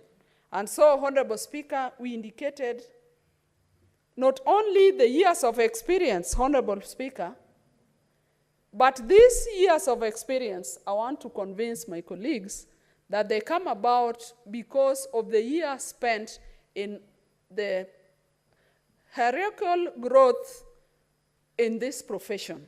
That for you to have been a chief valuer, you must have been a head of department in that, of course, in that skilled area. You must have held some positions, either county positions, other director position. And Honorable Speaker, this is basically just to preserve, to protect this profession, so that these two levels of government are able to get the best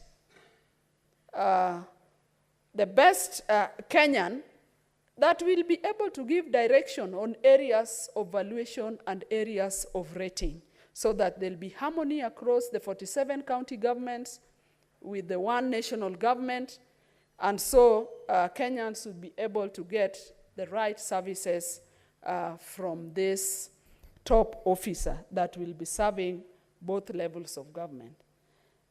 We also added that it must be a full member of the Institution of Surveyors of Kenya, chapter on valuation, and in good standing. Honorable Speaker, we have had officers who are at very high levels in this country, but are they in good standing with their professional bodies? We felt as a mediation committee that we need a professional that has good records from their professional bodies.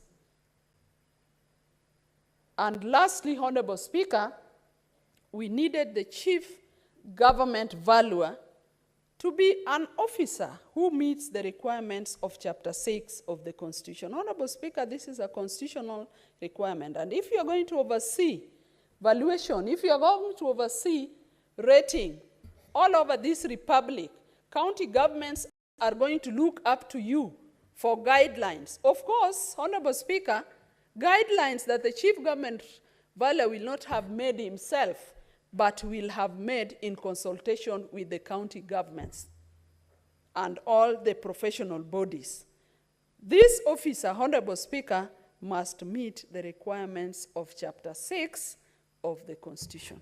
Honorable Speaker, we don't want to end up with an officer who will abuse the rights of Kenyans. And so we thought this must be part of the qualification.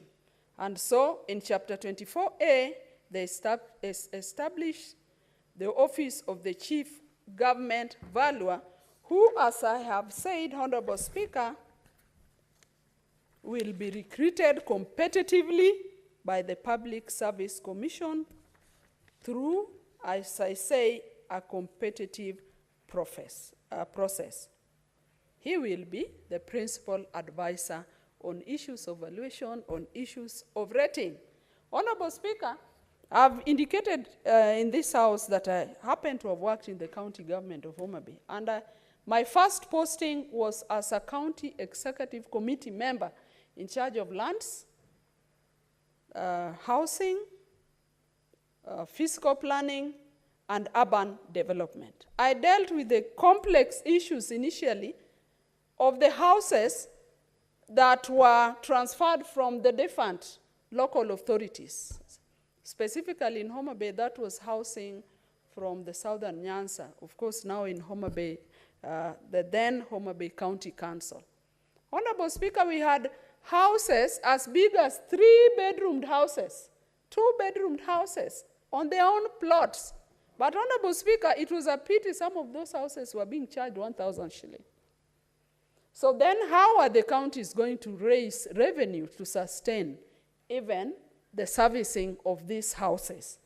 But our actions were limited to the fact that valuation had not been done for a long, long time.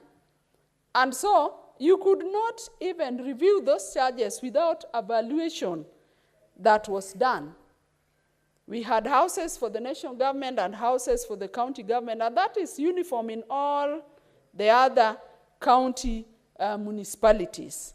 Honorable Speaker, this bill will deal with some of those challenges. County governments have also dealt with the challenge of even getting a valuer to value pieces of land when they are going to acquire land. And basically because, Honorable Speaker, the example I give is a county where I come from, and we had one valuer, government valuer, that was servicing the whole of Kisii County, Nyamira County, Homa Bay County, Migori County. And you had to chase him all over the place, and yet we are valuers graduating from the university. But even when county governments employed these valuers, there are certain responsibilities they cannot take because of lack of harmonization of rating. And so this government, chief government valuer is going to set guidelines that will be rolled down and will be undertaken by county governments. Honorable Speaker, there's the new clause 30A. This refers to the supplementary valuation role that the county government shall, in preparing a valuation roll, rely on data or information that was used in the preparation of the valuation roll to assign values to be adopted as the properties contained in the supplementary valuation roll. Honorable Speaker, the committee deliberated on this, and where the county government has reason to believe that a supplementary valuation roll needs to be prepared, the county government shall cause a supplementary valuation roll to be prepared where necessary. Honorable Speaker, the Chapter 3 refers to recommendations that the committee have made. There's clause 34, clause 36, and Honorable Speaker,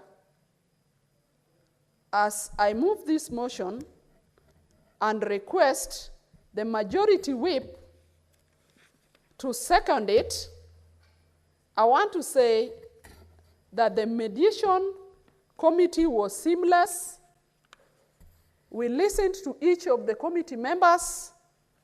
We were led well by the chairperson and the vice chairperson, and because of the objectivity, we were in agreement of a number of the clauses. And so, Honorable Speaker, I move this motion and I request the majority whip to second this motion on the national rating bill that will help us to solve a number of the challenges that Kenyans and particularly county governments have undergone. Thank you, Honorable Speaker. Thank you, Senator Beatrice. Senator Boni.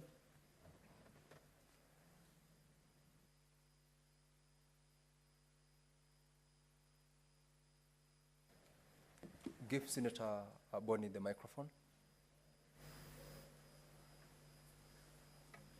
Not yet, Senator Halwale.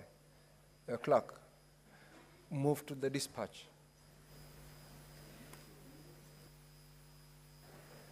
Thank you, Mr. Speaker. Mr. Speaker, I rise to second the chairman, madam, of this committee, Senator Beatrice Ogola, as she has moved the national rating bill in that particular version. Madam Speaker, Mr. Speaker, allow me to congratulate the committee of this House and together with the Committee of the National Assembly, when they came together as a mediation committee led by the Honorable Joash Nyamogo and deputized by our colleague John Medhu Muhia, they have done a very good job. And Mr. Speaker, allow me also to congratulate the nominated senator from Homa Bay for ably moving this motion. Listening to the young lady, Mr. Speaker, it forces me to congratulate her party, the ODM, seeing her ability in this particular discourse. It is a case for other political parties to always use a very high standard in giving special elected seats to members, because listening to Beatrice, you clearly see that she adds value to business in this House, and definitely by extension, I hope, back home in Homa Bay. Mr. Speaker, as I second this motion, I always think back on how members of the public in this area have forever remained vulnerable. Because ordinarily, when you want to exchange property, and Mr. Speaker, you are relying on a valuer, you have no idea the criteria they use to rate your property, your premises, and so on and forth. But that this law is moving into that direction, we are protecting members of the public more and more. Whereas we are trying to standardize rating across counties. But I'm alive to the fact, Madam Chair, Beatrice Ogola, that even when you go to Homa Bay itself, within Homa Bay, you can move from one sublocation to the other, and a property which is comparable, you are given totally different values, and you are always left at loss. Probably you wanted to use this rating to access a loan, and somebody from this sublocation has a better rating than you who comes from the other sublocation, and yet you come from the same county, Mr. Speaker. So, Mr. Speaker, I thank this particular industry, and because Senator Beatrice Ogola has painstakingly taken the House through this report by speaking to clause by clause, as discussed in the committee, I am not going to belabor it, but, Mr. Speaker, use this opportunity to urge my government to ensure that we employ more valuers. Members of the public, Mr. Speaker, when they want services of valuer, it's very difficult to access them. A big county like Kakamega, for example, you find that we have to queue for a very long time for Mr. Edwin Odwor, our valuer, and you'll find that the time he was doing it, he'd gone to neighboring Kisumu to also do some work there and so on. So because our university keep on churning out graduates, we should give these young people an opportunity to get employment so that members of the public have access to this critical service. Mr. Speaker, sir, I second.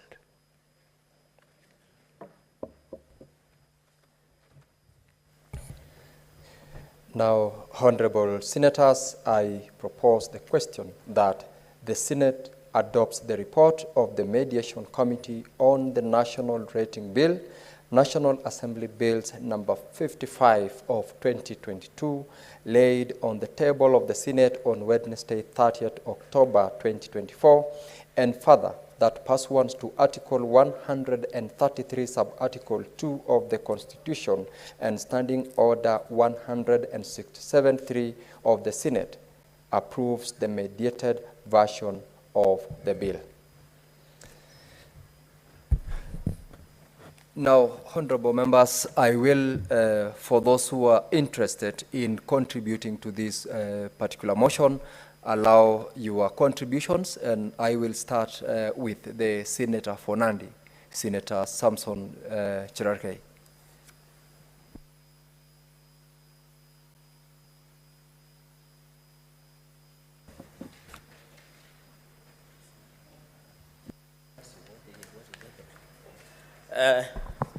Thank you, Mr. Speaker, sir, for this opportunity, and also to welcome you back.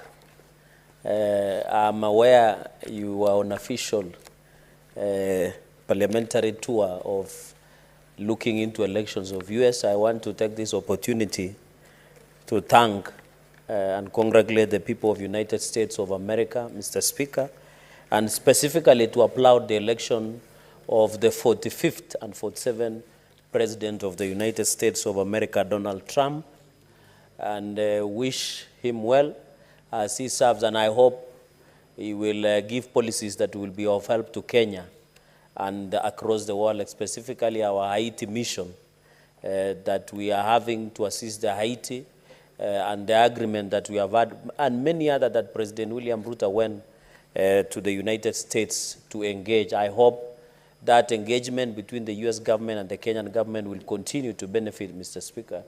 In fact, as His Excellency Donald Trump was being elected to the office, there was a hashtag that the current U.S.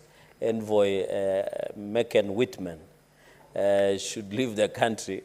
But, Mr. Speaker, to be fair to her, she has been very supportive to the Kenyan government. Mr. Speaker, is one of the ambassadors who have marketed Kenya than any other special envoy or high commissioners to this country. So I want to request Kenyans to give her a break. She's doing a lot. And Mr. Speaker, there is a misnomer in this country that when you are an ambassador, you must work with the opposition of government. That is not true. Any ambassador to this country must work closely with all Kenyans, both government and opposition. So the people who want to start hashtag on Twitter or X against the U.S. ambassador are being unfair, Madam Speaker, and therefore there is a song on the street that said, waende wasikie vibaya na huko kwao. Mr. Speaker,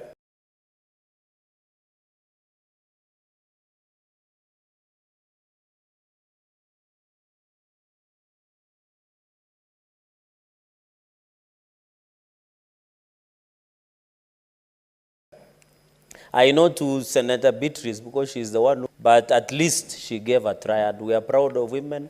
We hope they will be inspired. But I always knew Donald Trump would win because I have been to America on several occasions and I know the ground.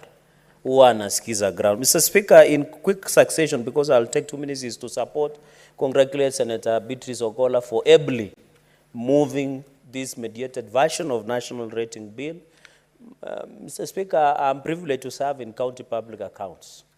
One of the biggest, and this should, the Senator of Kakamega should note, that as we talk today, the Kakamega County government, Lamu, Nandi, and many other county governments, including Bomet, do not have a complete asset register that gives rise to valuation roll.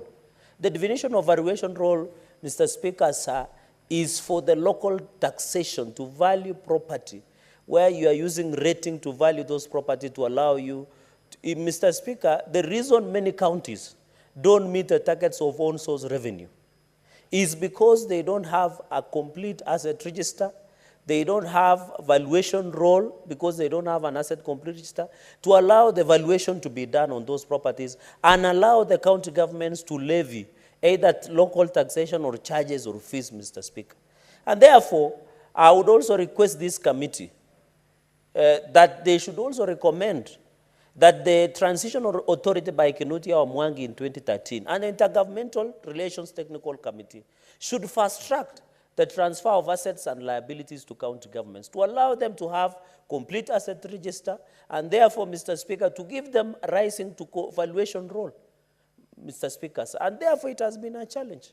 Even as we discuss, Mr. Speaker, the cutting of and I'm happy the Finance Committee of the Senate did refuse the cutting down of money that goes to county.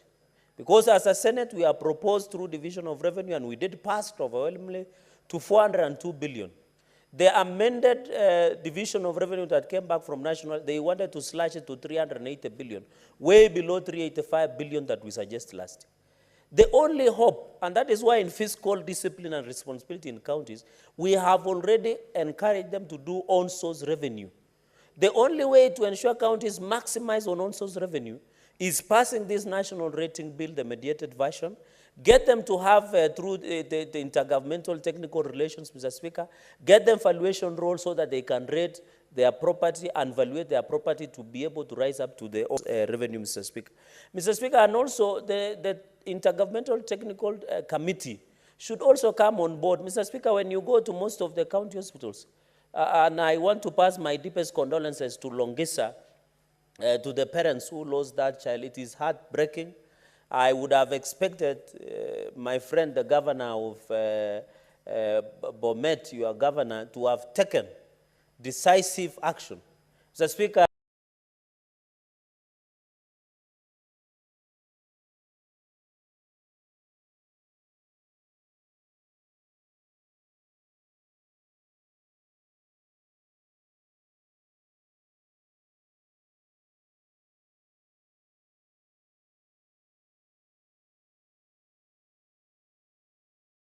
if you need any help of this house, and I expect that hospital, in fact, that hospital should not be called referral. It should be closed. Because if the baby is dying, because parents cannot afford to pay money, Mr. Speaker, it is so tragic. And that incident that happened, I would have expected the CCM of Health, CEO, and any other person who is in charge of that to have resigned out of in good faith, out of morality. And the governor should have fired like yesterday. And I'm happy you led yourself and the members of parliament from Bomet County. And if it is possible, Mr. Speaker, if they don't take action, we can support the parents. The Committee of Health of the Senate can come and visit Longisa and cross-check. And even, Mr. Speaker, write to Kenya Medical, KMPDU, for action against those officers who did not do their job. Because I agree with Senator Ogola has talked about professionalism.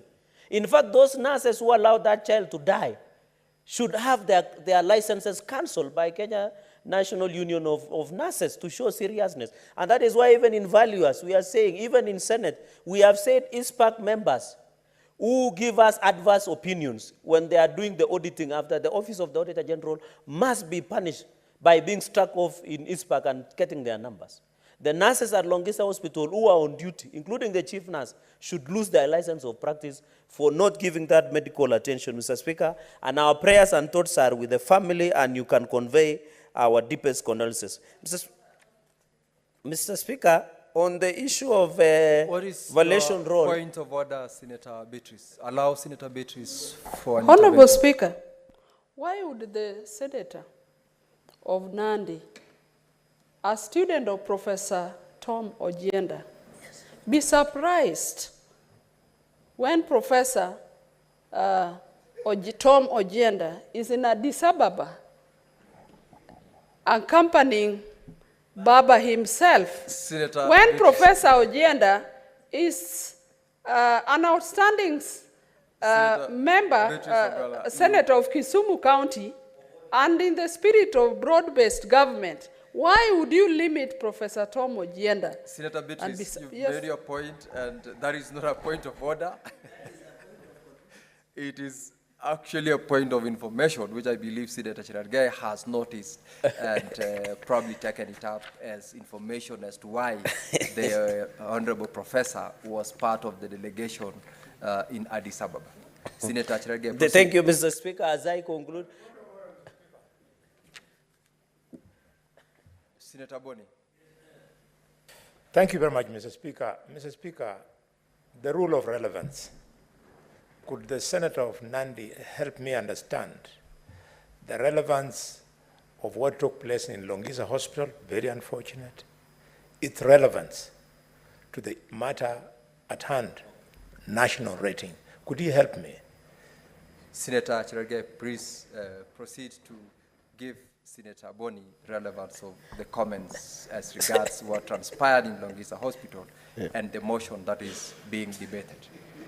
Mr. Speaker, the reason I brought up the issue of Longisa Hospital is because, one, this house is sensitive and alive to other matters that happens, because we are leaders. Number two is that I wanted to drive the point home on the role of valuers, that Senator Ogola has highlighted the requirements of you being employed. One of them is that we must get approval from relevant professional body.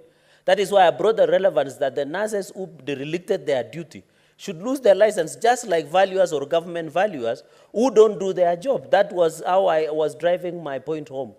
But Senator Kalwale, Mr. Speaker, you know, I saw him on the weekend hosting the president. And the prayers were being done. And he didn't speak anything about prayers, but he spoke about building a road from Nairobi to Malaba because it's congested. At that point, it was not relevant to the event of the day. But I'm happy he made his point. And that is the relevance I was bringing, Mr. Speaker. Mr. Speaker, the issue of chief government value, even as in Nandi, the reason people, and I agree even in Kakamega and Homa Bay and Kisumu, please, I want to appeal to county governments. I don't see the need why we should push national government to higher values. There are many young people, Mr. Speaker, who have graduates of valuation, learn economics. They are all over, Mr. Speaker. And before you buy any property now, as a conveyancing lawyer, and I'm happy Professor Tom Ojenda wrote about the book called Principles of Conveyancing as an author, which, Mr. Speaker, he forced us to read through in quotes. He forced us. I don't know whether he wanted to sell the book or he wanted us to get the knowledge. Mr. Speaker, in the Principles of Conveyancing, valuation is very critical, and rating of valuation of property, Mr. Speaker. Therefore, there are many valuers. I want to appeal to county governments. These things of depending on national government to give you chief government valuer, to also there is another person called physical planner. You only get, for example, in North Rift, we get in Eldoret. Yet there is Nandi, Wazingishu, Elgeyo Marakwet. Why does the county governments don't hire these professionals? Why don't we have valuers? Senator Kalwala have pointed out very critical that when you go to townhouses that my sister referred to, you still get townhouses, and I'm not saying they should charge more rent. They are charging 300, 500 shillings, because the last time they did rating of those houses was 1980, when even the exchange rate of $1 was even to 20 shillings or 50 shillings. So county governments must ensure, and I'm happy that the public service will be the one doing the appointment of chief government valuer, and the Public Service Commission, Mr. Speaker, should, and I want to insist, even as they do approval of chief government, they should always be observing interns. Mr. Speaker, you know we have started a not a very good culture by Public Service Commission where they get young people to go interns, train them, then throw them on the street. I thought since we use government resources and money, we should absorb those young interns so that we don't experience problems where we see with Gen Zs, Mr. Speaker. If government has given you an intern for 6 months, they have trained you, they have given you capacity, why would they throw you back to the streets? They should start a process of absorbing them into the system so that we can ensure that. Mr. Speaker, I'm the cognizant and the fund that Professor Tom Ojenda is an ODM member, but you know I was surprised that he's also on the technical team of AUC bid of Raila Odinga. But you know, I've not, Mr. Speaker, on a lighter note, I'm yet to receive endorsement from Senator Kalwale to the bid of Raila Odinga, Mr. Speaker. Maybe he has said in Kiluya, but I hope he will say it in English and Kiswahili and in a national platform so that we hear the bullfighter taking ill bullfighting to AUC and endorse Baba there, Mr. Speaker. In conclusion, the issue of supplementary valuation role is very critical, especially when it comes with finance bill that goes to the counties. I agree that the county assembly must approve going into the future, Mr. Speaker, so that it becomes easy and raising, Mr. Speaker. On this national rating bill, Mr. Speaker, with those very, very many remarks, Mr. Speaker, this is a good mediated version of the bill. I hope we will pass it, Mr. Speaker, allow counties and national government to do rating, so that, Mr. Speaker, when we wanted to introduce, or when the National Assembly tried to pass the Finance Bill 2024, I have seen the proposal of a number of taxations, which does not affect local mwananchi, to raise 170 billion to fill in the gap of deficit. And I request the government, as we raise 170 billion, let 20 billion be returned to the allocation to counties to go back to 42 billion. Mr. Speaker, some of the taxes that were supposed to be introduced in Finance Bill did not have even relationship, Mr. Speaker, with the local mwananchi. Some of them were carbon tax. Some of them were eco-tax, where when you have this phone, the iPhone or Samsung, when it expires or when it is obsolete, how do you reintegrate or how do you destroy?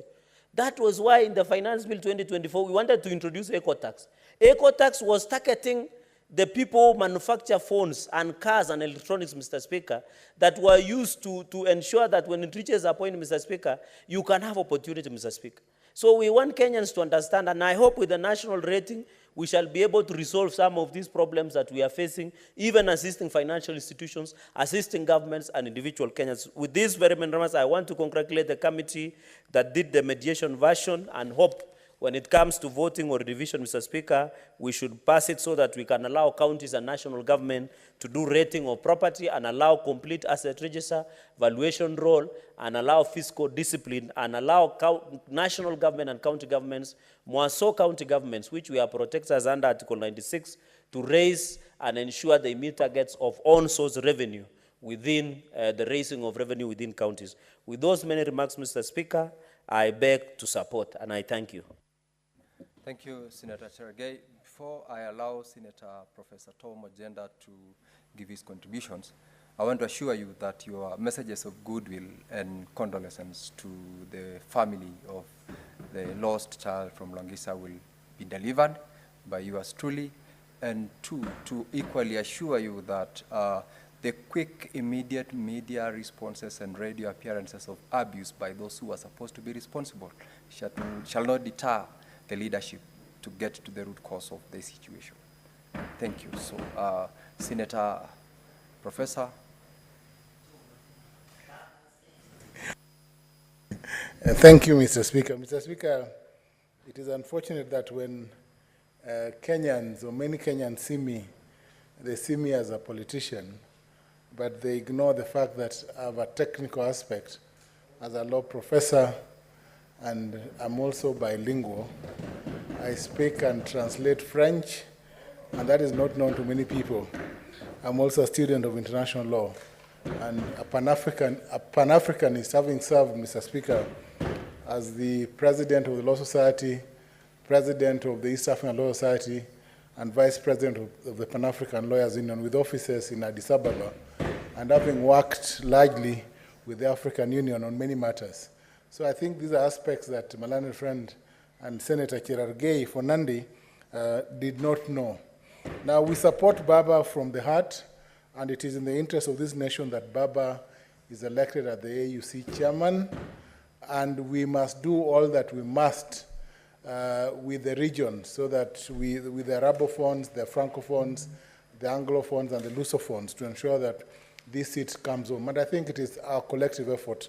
And you know what the president is doing. The president is resolute in his support for the Right Honorable Raila Amolo Odinga. Yes, so Galwale, I encourage you. Mr. Speaker, I just want to speak to the National Rating Bill, Assembly Bill number 55 of 2023, and the mediation report that has been submitted by the Honorable Beatrice Akinyi this evening. Mr. Speaker, the mediation committee, under standing orders 149 of the National Assembly and 166, and articles 112 and 113 of the Constitution, did consider the various issues. And I'm glad to report this, Mr. Speaker, that under the previous Rating Act, Cap 66, 266, and the Valuation for Rating Act, Cap 267, we had a framework for valuation of property and a framework that allowed limited time for objections. And it is true when Senator Sierra says that some of the properties were valued long ago, and it is because of that variance in time that many property owners have found themselves on the receiving end. When the Rating Act and the Evaluation for Rating Act, Mr. Speaker, have adopted a framework that has increased taxes in certain areas up to 100%. You find, Mr. Speaker, that in certain cities, and because I know that many counties have tried to revise rates, rates have jumped from even 10,000 shillings to 1 million shillings. That's what the previous, as I said, the time frame under the previous CAP 167 and 166 are provided, that the framework proposed in the National Rating Act by appointing a central authority that will only receive approval through the minister is welcome. The CS is welcome. Number two, the creation of a county valuation committee to receive objections and the 60-day period that is contemplated in the new revised law, Mr. Speaker, is welcome because, number one, it will give owners of rateable property sufficient time to object and to engage with the process of increasing rates. And Mr. Speaker, that is important because a 60-day period that's proposed is sufficient time for objections to be made and for an attempt to be made by the CC lands or CC finance for the county under the new framework, and for the party objecting to appeal to the tribunal, because the tribunal also creates a framework for fair administrative justice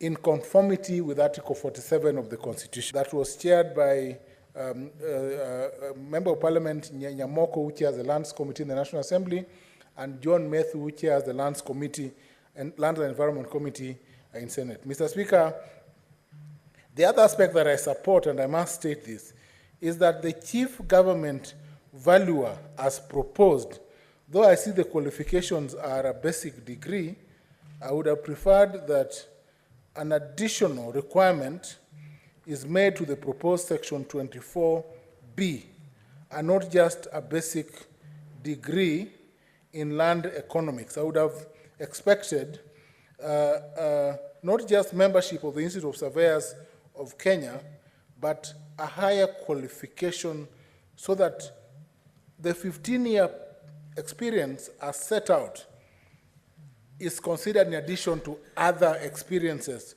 or other qualifications that would ensure that the chief government valuer is an individual who will deliver professionally, as has been spoken to previously, Mr. Speaker. Mr. Speaker, in terms of the additional valuation role for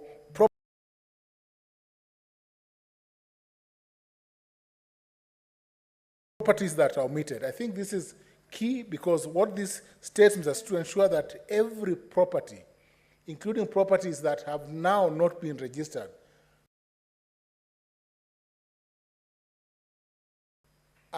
matrix, so that we do not have owners of property who would then escape the valuation dragnet or the payment of taxes because their properties are not registered. Mr. Speaker, I know that in my own county, Kisumu, in the Kisumu City, for instance, I know that a new valuation process is ongoing. And I know that citizens are concerned about the values that have been placed on the properties. I also know that in my other city, Nakuru, there are several objections that have been raised by owners of property pursuant to valuations that have been done under the framework of law that currently exists. And what this national rating bill or act bill portends, Mr. Speaker, is a framework that will be consultative, that will give rateable landowners an opportunity to object as they should, Mr. Speaker, but also, Mr. Speaker, it increases the time frame required, but ensures that no property is left out of the evaluation process. I support, Mr. Speaker. Thank you, Senator Professor Tom, for your contribution. And honorable members, now that we do not have any other member interested in contributing to this, I will ask the mover of the motion to reply to the motion. Senator Beatrice Akinyi. Thank you, Honorable Speaker, once more for the opportunity and the discussion of the rating, the National Rating Bill. Honorable Speaker, before I beg to reply, Honorable Speaker, I want to take this opportunity on behalf of the Ndiwa community from where I come from, and in reference to just the presidential nominations for state appointments, to congratulate one very senior outstanding officer that has been nominated by His Excellency the President, Major General Retired Martin Kizito Ongoi, CBC, has been nominated as a member of the Salaries and Remuneration Commission as a nominee of the Defense Council. Honorable Speaker, this is what Kenyans have been yearning for. And I think we are going to the right direction. Major Retired General Ongoi has been an outstanding officer in this republic, serving in the army. And Honorable Speaker, I stand here to congratulate him and to state that Major Retired deserves and is equal to the task. Honorable Speaker, I now beg to reply. And in replying, I want to appreciate all the honorable senators who have contributed in this motion. Actually, it's a motion of a great contribution to Kenyans. I beg to reply, and Honorable Speaker, I request that the putting of question be deferred to a later date pursuant to Article 66, Standing Order 66(3). Thank you, Honorable Speaker. Now, honorable senators, I now I defer the putting of the question pursuant to the request under Standing Order 66 by the honorable to the next.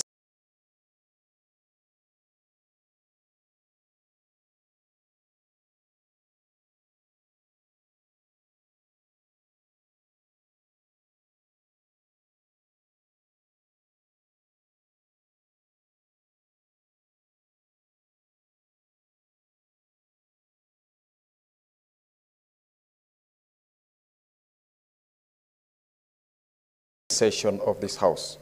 Clerk, I'll ask you to, that was interrupted on Thursday, 31st of October, 2024, and during this period, Senator Dr. Boni Halwale had 13 minutes that was remaining from his time to conclude on his contribution to the motion, and I'll call upon Senator Boni Halwale if you still have got any additional comments on this motion to conclude within the timeline that you had as remaining time for you, 13 minutes.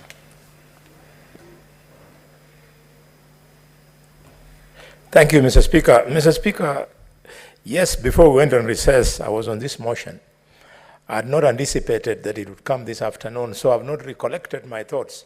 But this is an important point, that over and above what I said before we went on recess, this issue of bursaries is actually promoting corruption.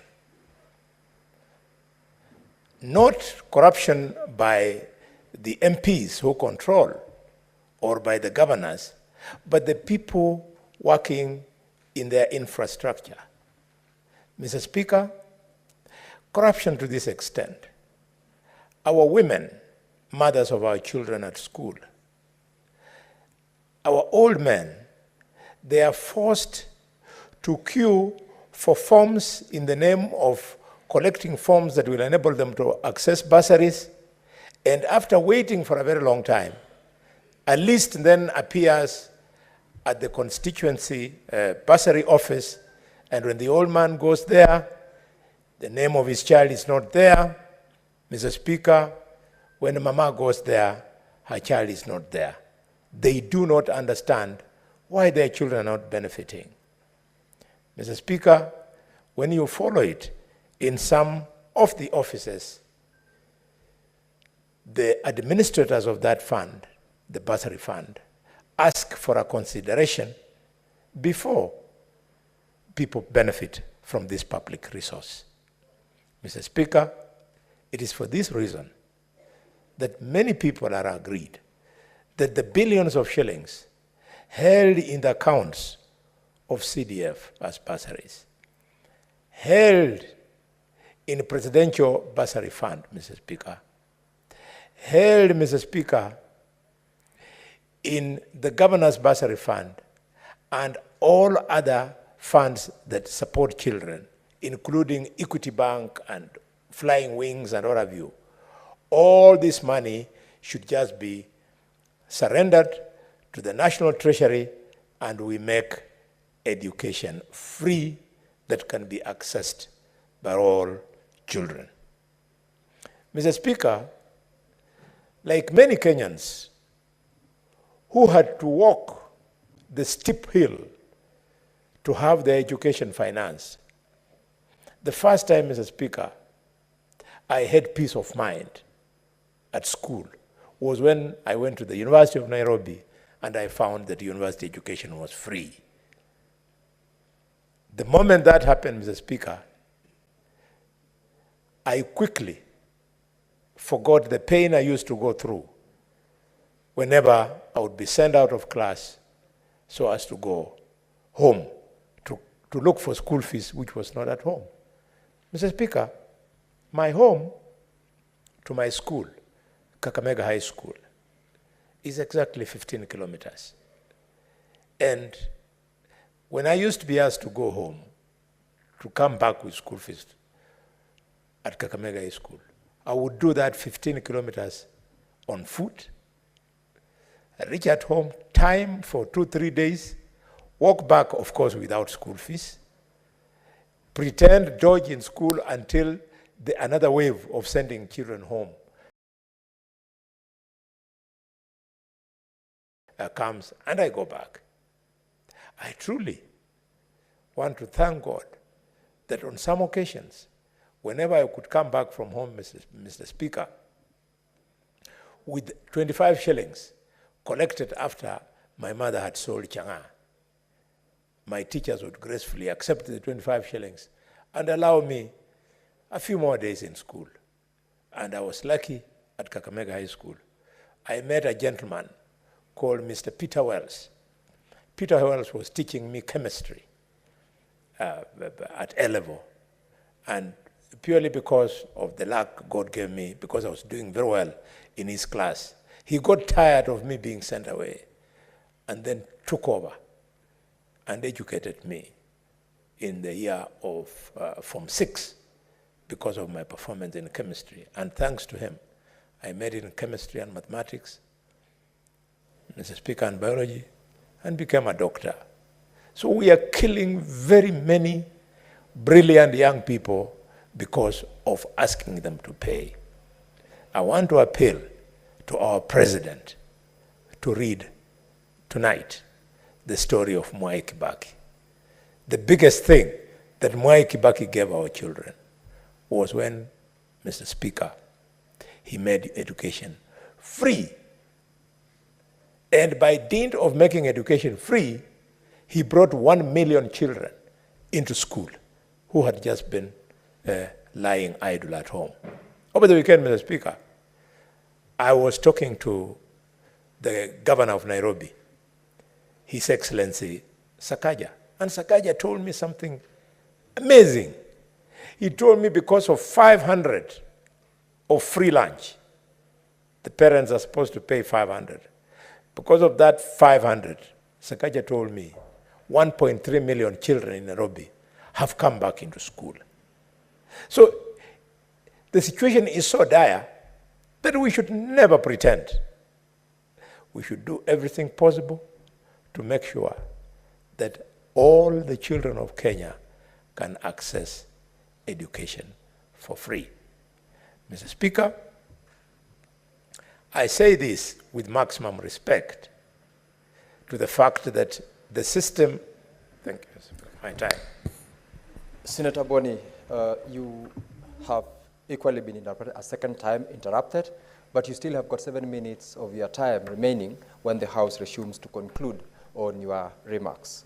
And now, Honorable Senators, it's now 6:30 p.m., time to adjourn the Senate. The Senate therefore stands adjourned until tomorrow, Wednesday, 13th of November, 2024 at 9:30 a.m.